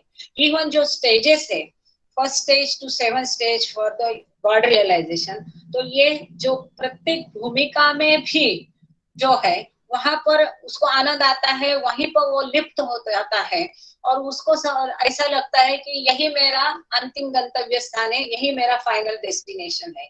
लेकिन वो भास होता है। सॉरी, मैं आपको एक बात स्टॉप करूंगी मेहर कृपा जी। मैं आपको, वो बात, मैं उसके बारे में कोई क्वेश्चन नहीं है कि जो ईश्वर साक्षात्कार का जो अनुभव है वो बहुत ही बहुत ऑफ कोर्स वो है ब्लिसफुल है, वो तो समझ में आता है। पर यहाँ पे एक जो इम्पोर्टेंट क्वेश्चन है, जो बाबा इतने बार सफरिंग, इतने सारी सफरिंग की बात करते हैं पहले और साक्षात्कार के बाद, जो सफरिंग की बात करते हैं, तो टाइप्स ऑफ सफरिंग बाबा ने बताया कि कैसे मंडली सफर करती है, फिर मुखिया कैसे सफर करते हैं, सर्कल मेंबर्स का क्या रोल है, वो सब बाबा ने बताया। पर यहाँ पे पता नहीं, मुझे बाकी लोगों को भी दिल में प्रश्न हो रहा है, उठता है कि नहीं, कि पर सफरिंग हो क्यों पहले? फर्स्ट क्वेश्चन की सफरिंग हो क्यों, होना ही क्यों चाहिए सफरिंग? क्योंकि गॉड के लिए जो जर्नी होती है वो दुनियादारी की जो सफरिंग है, जो संस्कारों की सफरिंग है, वो तो रहेगी, वो तो समझ में आती है कि दुनियादारी की यहाँ सफरिंग पर तो मैं है। वापस एक बार आपको रुकाऊंगी। मेरे ख्याल से ग्रुप का कोई भी सदस्य इसका जवाब देगा। सफरिंग्स का कारण संस्कार है और कुछ भी नहीं। नहीं नहीं, और वो अवतार ठीक है। नहीं नहीं, उसकी सफरिंग नॉर्मल संस्कार की बात नहीं कर रही हूँ।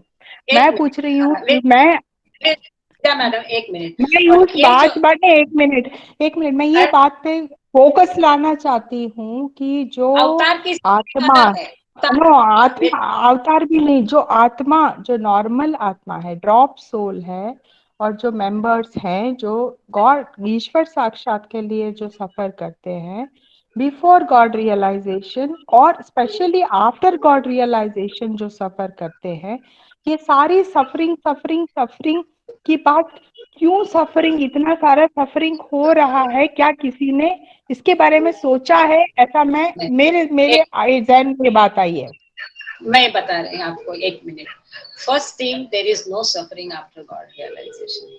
जो सफरिंग है उसके पूर्व है, और जो अवतार की सफरिंग है वो अलग है, वो पूरे विश्व के लिए है। वो विश्व का सफरिंग अपने ऊपर लेता है, इसके लिए उसके सफरिंग है। वो भी वो सस्टेन करता है due to his infinite power और इन्फिनिट ब्लिस। वो इन्फिनिट ब्लिस उसके पास नहीं होता तो ये जो इन्फिनिट सफरिंग यूनिवर्स की वो सहन नहीं कर सकता। अब बची बात है बाकी आत्माओं की, तो ईश्वरी साक्षात्कार के पॉइंट तक सफरिंग्स है और कुछ स्टेज में आनंद है, लेकिन ईश्वरी साक्षात्कार के बाद में कहीं भी सफरिंग का मेंशन नहीं है यहाँ पर। ईश्वरी साक्षात्कार के बाद उसको आनंद ही आनंद है, उसको ये इससे सब सफरिंग्स और इससे परे है, वो तो अनंत आनंद अवस्था में है। यस मैडम विद्या, आगे आप कंटिन्यू करिए प्लीज। मैं ये मानती हूँ कि बाबा को ईश्वर साक्षात्कार के बाद या उपासनी महाराज को भी सफरिंग, ईश्वर साक्षात के बाद भी वो सफरिंग हुआ था, और वो सफर उन्होंने सफर किया था। बाबा ने भी साक्षात्कार के बाद सफर किया था कि पर यहाँ पे जो इम्पोर्टेंट बात है जिस पे मैं गौर लाना चाहती हूँ कि डिफरेंस ऑफ नॉर्मल संस्कारिक के जो सफरिंग है, वो सफरिंग है माया वाली सफरिंग, जो कि दुनियादारी की सफरिंग है, वो सफरिंग है। प्री गॉड रियलाइजेशन, जो गॉड लॉन्गिंग के लिए, जो रियलाइजेशन के लिए, जो उन लोग जो ईश्वर साक्षात्कार के लिए जो सफर करते हैं, वो गॉड के लिए सफर करते हैं कि हमको गॉड चाहिए, इसीलिए वो उस दिशा में, वो एक ना तो वो एक सफरिंग ना होके एक टाइप का प्रेम है कि मैं लॉन्गिंग और सेपरेशन के वजह से वो सफर करते हैं, वो एक पर्टिकुलर सफरिंग का स्टेट होता है। गॉड रियलाइजेशन के बाद जो इंसान अपना शरीर नहीं त्यागता और गॉड रियलाइजेशन, ईश्वर साक्षात्कार के बाद कंटिन्यू करता है, उसका सफरिंग वापस आके ये दुनियादारी में झेल कर, वो ब्लिसफुल स्टेट से नीचे आकर दुनियादारी में रहकर जो सफरिंग करना होता है, वो एक स्टेट, वो एक डिफरेंट हाई लेवल सफरिंग है, एक हाई लेवल का सफरिंग है।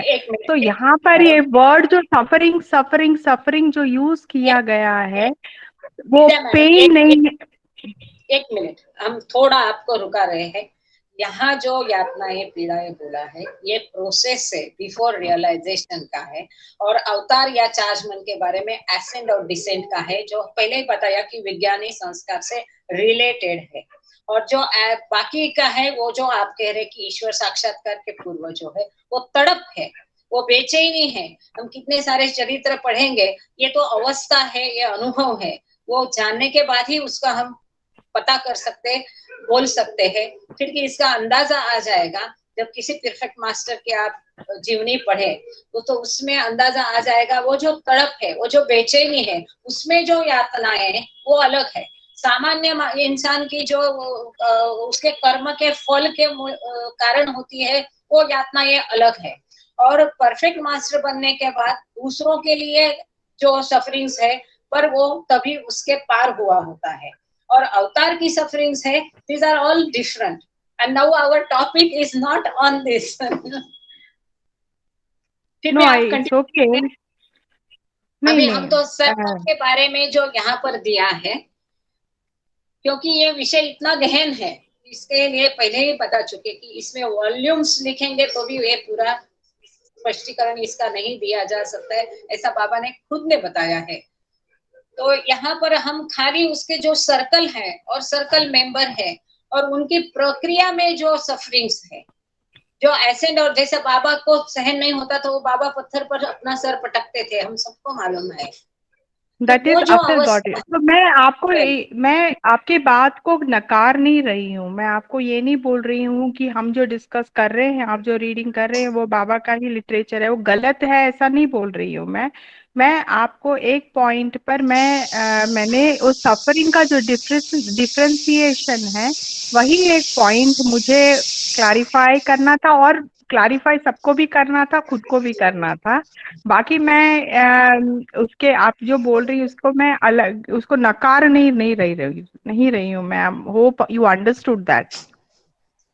यस मैडम, वो नहीं बात है, और that is open for all, कोई भी अपना उसमें ऐड कर सकते हैं। Rather we have invited you for this only there कि ये सर्कल के बारे में, इस प्रोसेस तो के क्या बारे में होता है ना आप कि कुछ इंसान को नॉर्मल इंसान को जो क्वेश्चन आता है कि यार हम इतना दुनिया में मर मर के फिर इधर जाके गॉड रियलाइजेशन में भी सफरिंग सफरिंग सफरिंग क्यों, बाबा ने इतने बार सफरिंग का क्या बोला है? तो ये मैं समझना वापस जरूरी है कि दुनियादारी की सफरिंग और गॉड रियलाइजेशन वाली suffering, pre suffering, post God realisation suffering, आनंद स्थिति जो हृदय वो आत्मा की जो होती है, वो एक तरफ, वापस दुनिया में आके दुनिया में रहकर जो दुनियादारी करनी होती है, वो एक डिफरेंट काइंड की सफरिंग जो बाबा को हुई थी, उसके बारे में डिफरेंशिएशन, बस इतना ही मुझे कहना था। आप प्लीज कंटिन्यू करिए। Thank you. Thank you. तो वापस मैं एक बार यहाँ क्लियर करती हूँ कि ईश्वरीय साक्षात्कार के बाद कोई सफरिंग नहीं है, वहां अनंत आनंद है। ये प्रोसेस में सफरिंग होगा। आपको पोस्ट ग्रेजुएट होना है, डॉक्टरेट होना है, डॉक्टरेट होने के बाद आपके पास ज्ञान आ गया, लेकिन वो इतना आसानी से नहीं होता। आपको जाकर रात भर जाग कर पढ़ाई करना पड़ेगा, कई सारा त्याग करना पड़ेगा, पिक्चर मूवी को नहीं जाना पड़ेगा। जैसा ये है, इसी प्रकार ये छोटा एक एग्जाम्पल है, इसी प्रकार जो प्रोसेस है, ये प्रोसेस में सफरिंग हो सकती है, उसमें भी आनंद आनंद की कई स्टेजेस है, जहां पर वो आत्मा वहीं पे लिप्त हो जाता है, यही मेरी फाइनल स्टेज है समझकर। लेकिन ईश्वरी साक्षात्कार के बाद सफरिंग्स नहीं है, अवतार की सफरिंग्स अलग है। रादर वो अवतरित होता है सफरिंग्स अपने ऊपर ओढ़ने के लिए पूरे संसार की। यह मेरा मानना है। आई होप विद्या मैडम का पॉइंट क्लियर हो गया है। आगे हम थोड़ा, क्योंकि ये एक ही पैरा रह गया है ये चैप्टर का टॉपिक का, तो इसको हम खत्म करके पूरा चैप्टर तो खत्म नहीं हो पाएगा, लेकिन एटलीस्ट इतना पैरा हम खत्म करते हैं। केतकी मैडम चार्ट नंबर 3 प्लीज दिखाइए। हम देख रहे थे कि चार्जमन अपना सर्कल बनाता है और सर्कल का भी एक मुखिया रहता है। तो जब चार्जमन सर्कल बनाता है तो वो मुखिया के साथ सर्कल बनाता है, मंडल बनाता है। To resume, the chargeman prepares his circle, which of course includes his own chargeman.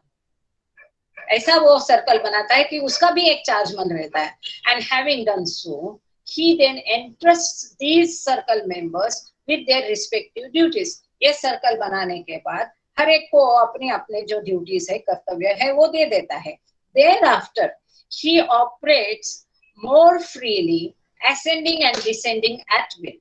ये करने के बाद वो उनको अपनी जिम्मेदारी देने के बाद वो थोड़ा फ्री हो जाता है, वो अपना एक्टिव पार्ट वहां पर लेता नहीं है, ऐसा यहाँ पर कहा है। He observes how the circle members whom he has carefully prepared and charged with their various responsibilities are carrying out their work without any interference from him. एक बार सर्कल बनाने के बाद, मंडल बनाने के बाद, हर एक सदस्य को अपनी जिम्मेदारी सौंप देने के बाद वो देखता है कि वो लोग अपने काम कैसे निभा रहे हैं, अपने कर्तव्य कैसे निभा रहे हैं, और वो उसमें कोई दखल अंदाजी नहीं देता है। Now what does the circle actually do? ये मंडल क्या है और वो क्या करता है? Suppose there are 12 in a circle. बाबा ने यहाँ सपोज लिखा है, आगे चलकर बाबा ने डिस्कोर्सेस में there are 12 members in a circle लिखा है। तो इसी हिसाब से डिस्कोर्सेस और ये सब मद्देनजर रख के ये चार्ट जो बनाया है वो डिस्कोर्सेस का जो चैप्टर है उसको रेफर करके ये चार्ट बनाया है। तो ये मंडल में 12 सदस्य होते हैं। वन चार्ज मन, ये सर्कल कैसा होता है, ये सर्कल क्या करता है और ये सर्कल कैसा होता है। तो ये सर्कल 12 सदस्यों का होता है। आप चार्ट को देखिए, तुरंत फटाफट समझ में आ जाएगा। इसका एक मुखिया होता है, मतलब 11 + 1 हो गया। और one chargeman, 4 heads, head of the department होता है। वैसे 4 डिपार्टमेंट के 4 head, 4 heads, 2 heads and 1 who goes off. ये जो 12 मंडल का सदस्यों का मंडल होता है, 12 सदस्यों का मंडल होता है, इसमें एक चार्जमैन रहता है और इसमें 4 हेड, शायद हम चार्ट गलत बता रहे थे।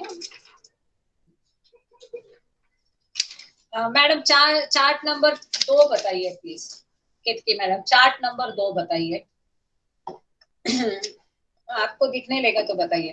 तो ये मंडल में 12 सदस्य होते हैं, उसमें से एक चार्जमैन रहता है, मुखिया रहता है, और 4 हेड मुख्य प्लस 4 हेड मुख्य प्लस 2 हेड्स, 4 + 4 + 2, ये हो गए 10। और एक 11 हुआ है, वो चला जाता है। यहाँ पर बाबा ने गोज करके लिखा है, गोज ऑफ। अब गोज ऑफ क्या है, तो इसे ईश्वरी साक्षात्कार आगे चलकर लिखा है कि इसको ईश्वरी साक्षात्कार नहीं मिलता है, या इसको परफेक्शन नहीं मिलता है, या ये छोड़ जाता है, या ये गुजर जाता है। तो एक सदस्य मंडल से निकल जाता है, मतलब 11 रह जाते हैं। अब ये 11 में से एक है चार्जमैन और बाकी जो 10 है, ये 10 वापस अपना एक चार्जमैन बनाते हैं। आगे पढ़ते हैं। नाउ चार्ट 2 दिख रहा है सबको?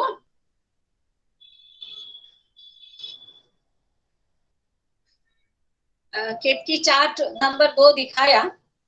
हा, तुम्हाला नाही दिसत आहे का? हा, तेच मला नाही कळत, पण हरकत नाही, माझ्याकडे आहे। ठीक है। तो now what does the circle actually do? Suppose there are 12 in a circle, one chargeman। आप देख रहे हैं सर्कल इस चार्ट में कि 4 heads plus 4 heads plus 2 heads and 1 who goes off। These are the acharyas, मतलब God realized souls or perfect masters with their various respective duties। ये जो 12 लोग हैं, उनको अपनी अपनी ड्यूटीज, कर्तव्य दिए गए हैं। After the going off the 1, 11 are left. एक चला जाता है या वो गुजर जाता है, तो 11 रह जाते हैं। That is the chargeman and 10 acharyas. तो कौन रह जाता है? 4 head plus 4 head plus 2 head, तो 10 सदस्य और एक चार्जमैन रह जाता है। The 10 then prepare the chargeman for his role।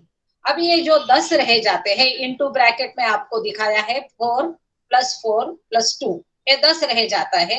ये 10 लोग मिलके अपना एक चार्जमैन बना देते हैं, अपना एक है मुखिया बना देते हैं, अपना एक दादा बना देते हैं। At first the chargeman gets realized along with the 10। जो मुखिया है वो ये 10 के साथ में ईश्वरी साक्षात्कार प्राप्त करता है, और इवन आफ्टरवर्ड्स, तो बाद में भी उसको साक्षात्कार हो सकता है। That is the 10 of the circle while doing their various duties make preparation for the realization of the chargeman। ये जो 4 + 4 + 2 है, ये 10 लोग अपना अपना कर्तव्य निभाते निभाते ये चार्जमैन का ईश्वरी साक्षात्कार की तैयारी करते हैं। चार्जमैन दूसरा चार्जमैन, पहले चार्जमैन ने इनको सदस्य करके बनाया, अब ये 10 सदस्य खुद दूसरा चार्जमैन बनाएंगे। ये चेन कैसा चलता है इसको देख लीजिए। The 10 prepare the 1, they make him the elder brother। इसको वो अपना दादा करके बना देते हैं। 10 लोग मिलके अपना एक मुखिया बनाते हैं, उसको वो अपना बड़ा भाई या दादा कहते हैं। ये जो है ना, ये मैंने तो और कोई लिटरेचर में नहीं पढ़ा, ये प्यारा बहुत इंपॉर्टेंट है। ये 10 मिलके अपना एक चार्जमन बना देते हैं। आउट ऑफ द, ये जो चार्ट है, एक बार इसको वापस से देख लीजिए कि ये चार्जमन सर्कल बनाता है 12 का। 12 सर्कल में एक चार्जमन है, एक गोज अवे, ये चला जाता है या इसकी मृत्यु हो जाती है। जो 10 बच जाते हैं, ये 10 अपना एक मुखिया बना देते हैं और ये मुखिया की साक्षात्कार की तैयारी ये 10 कर लेते हैं। इसके लिए ये मतलब क्या है, एक चार्जमन है। और बी 4 हेड्स, सी वापस 4 हेड्स और डी वापस 2 हेड्स और ई जो है 1 who goes away और who dies। यहाँ पर आई होप कि ये चार्ट 2 मंडल कैसा होता है, उसकी रचना कैसी होती है और उसकी चेन प्रक्रिया जारी रखने की कैसी होती है, ये आपको एक्सप्लेन कर रहा है, ऐसे मैं उम्मीद रखती हूँ। Out of the 56 we spoke the other day, one is मजहू।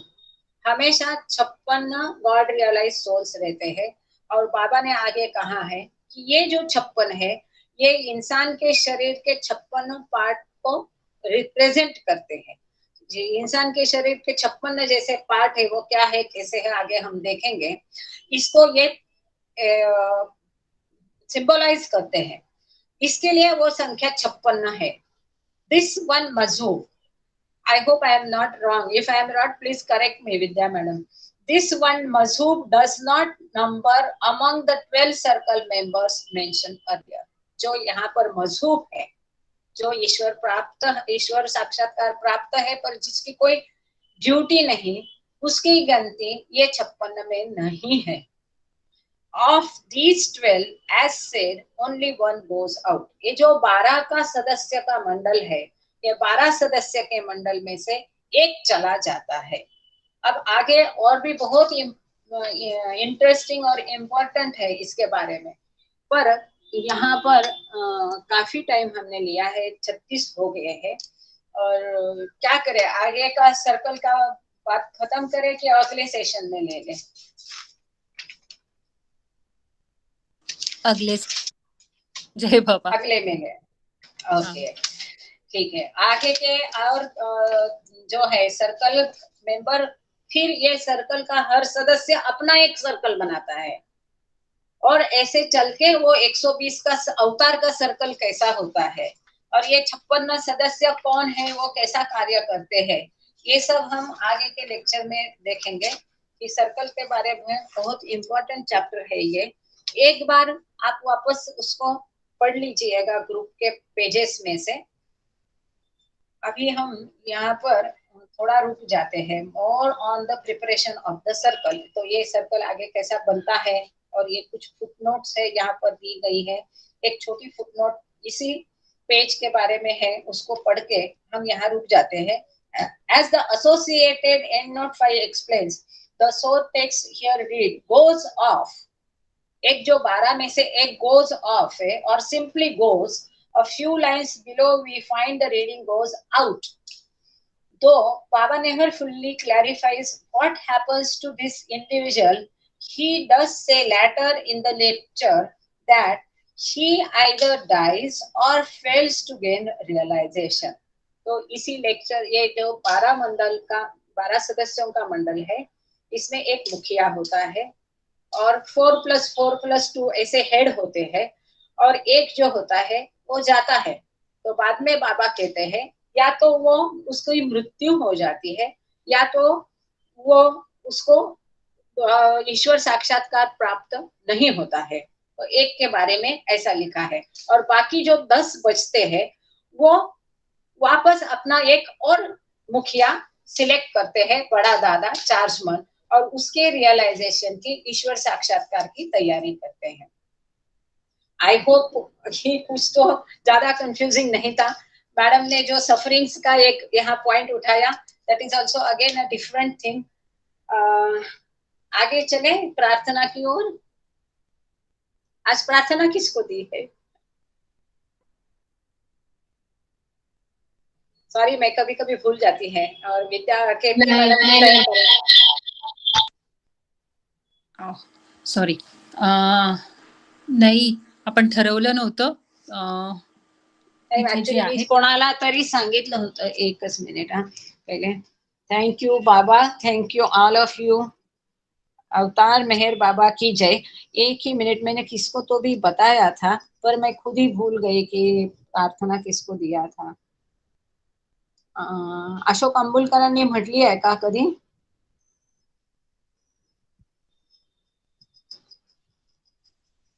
Ashok Ambulkar आहेत का? हो. हा, त्यांना दिली. अवतार मेहर बाबा की जय. प्रार्थना शुरू करते हैं.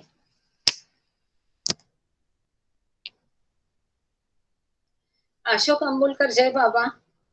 मी आहात का मीटिंग मध्ये? हॅलो. जय बाबा, जय बाबा. प्रार्थना सुरू करा. प्रार्थना म्हणाल, मग आरती केतकी म्हणेल. जय बाबा. बरोबर. अवतार मेहर बाबा की जय. हे देवादी देवा, आवाज येतो का? आवाज येतो? येतोय येतोय. आवाज येतो का? येतोय. होय होय. अवतार मेहर बाबा की जय. हे देवादी देवा, सर्वांचे पालन करणारा व रक्षण करणारा, तू अनादि व अनंत आहेस. तू अद्वितीय व अतुलनीय आहेस. तुझा थांग कुणालाही लागू शकत नाही. तुझ्या ठाई रंग नाही, अभिव्यक्ती नाही, रूप नाही, तसेच गुणही पण नाही. तू अमर्याद आणि अगाध आहेस. तर्क व कल्पना या पलीकडे आहेस. तू सनातन व अविनाशी आहेस. तू अविभाज्य आहेस. दिव्य दृष्टीशिवाय तुला कोणी पाहू शकणार नाही. तू सतत होतास, तू सतत आहेस व सतत राहशीलही. तू सर्व ठिकाणी आहेस, सर्वात आहेस आणि सर्वांच्या पलीकडे आहेस. तू आकाश मंडळात आहेस, पाताळात आहेस. तू व्यक्त व अव्यक्ती आहेस व सर्व भूमिकांच्या पलीकडे आहेस. तू तीनही भुवनात आहेस व त्रिभुवना पलीकडे आहेस. तू अगोचर असून स्वतंत्र आहेस. तू विश्वकर्ता व देवदेवेश्वर आहेस. तू सर्व मनाचा व हृदयांचा ज्ञाता आहेस. तू सर्व शक्तिमान व सर्वव्यापी आहेस. तू अनंत ज्ञान, अपरिमित शक्ती व असीम आनंद आहेस. तू ज्ञान सिंधू आहेस. सर्वज्ञ व अनंत ज्ञानी आहेस. भूत, वर्तमान व भविष्य यांचा तू ज्ञाता असून स्वयंमेव ज्ञानच आहे. तू दयेचा सागर असून सदैव कल्याणकारी आहेस.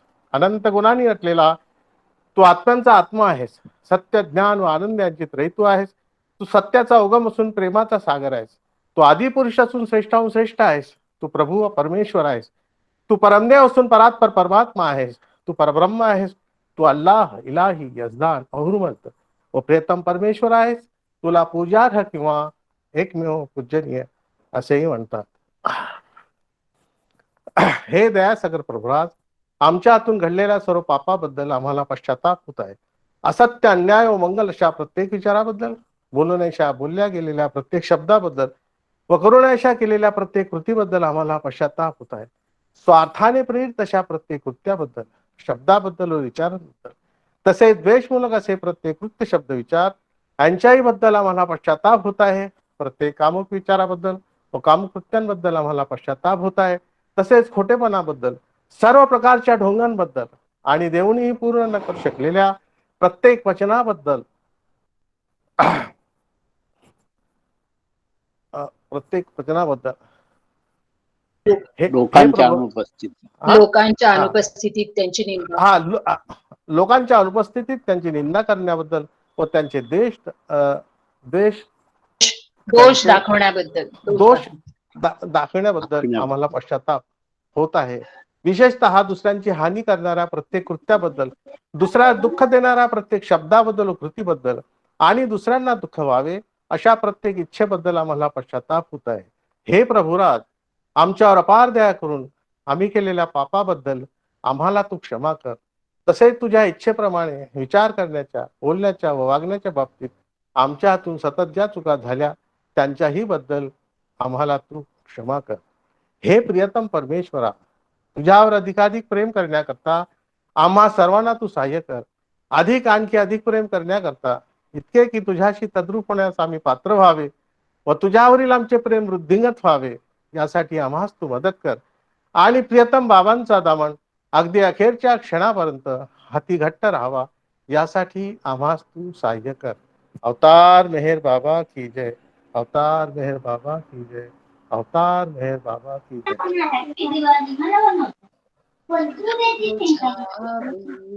नार जहलतनी परमातु चेला आशु के तू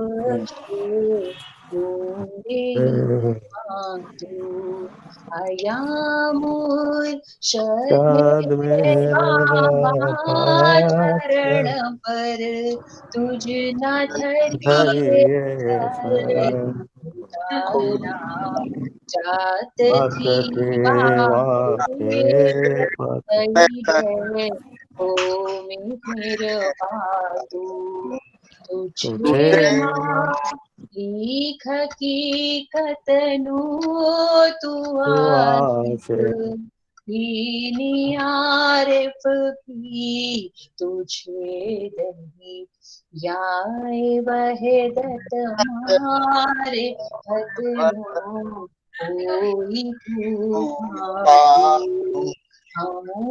रहे रमे ऐसा नेक बख्शे ज्ञान जदनु के तू पर आत्मा ज्ञानी छने मुख तारे खुदाना प्रेमणो प्यारो पिलावी मस्त हमने कर छे तुझ पर जान सदके साकिया पीर पयमातु हमारी नाव भर दरिए तरावे तो हमें तरिए हमारा ना खुदाए मेहर बाबा छेमी के बातू हमारा ना खुदाए मेहर बाबा छेमी के बातू बुझावे नार जहलतनी कर कुदरत ने परमातु छेलागी आशु भक्तों ने की बख्शे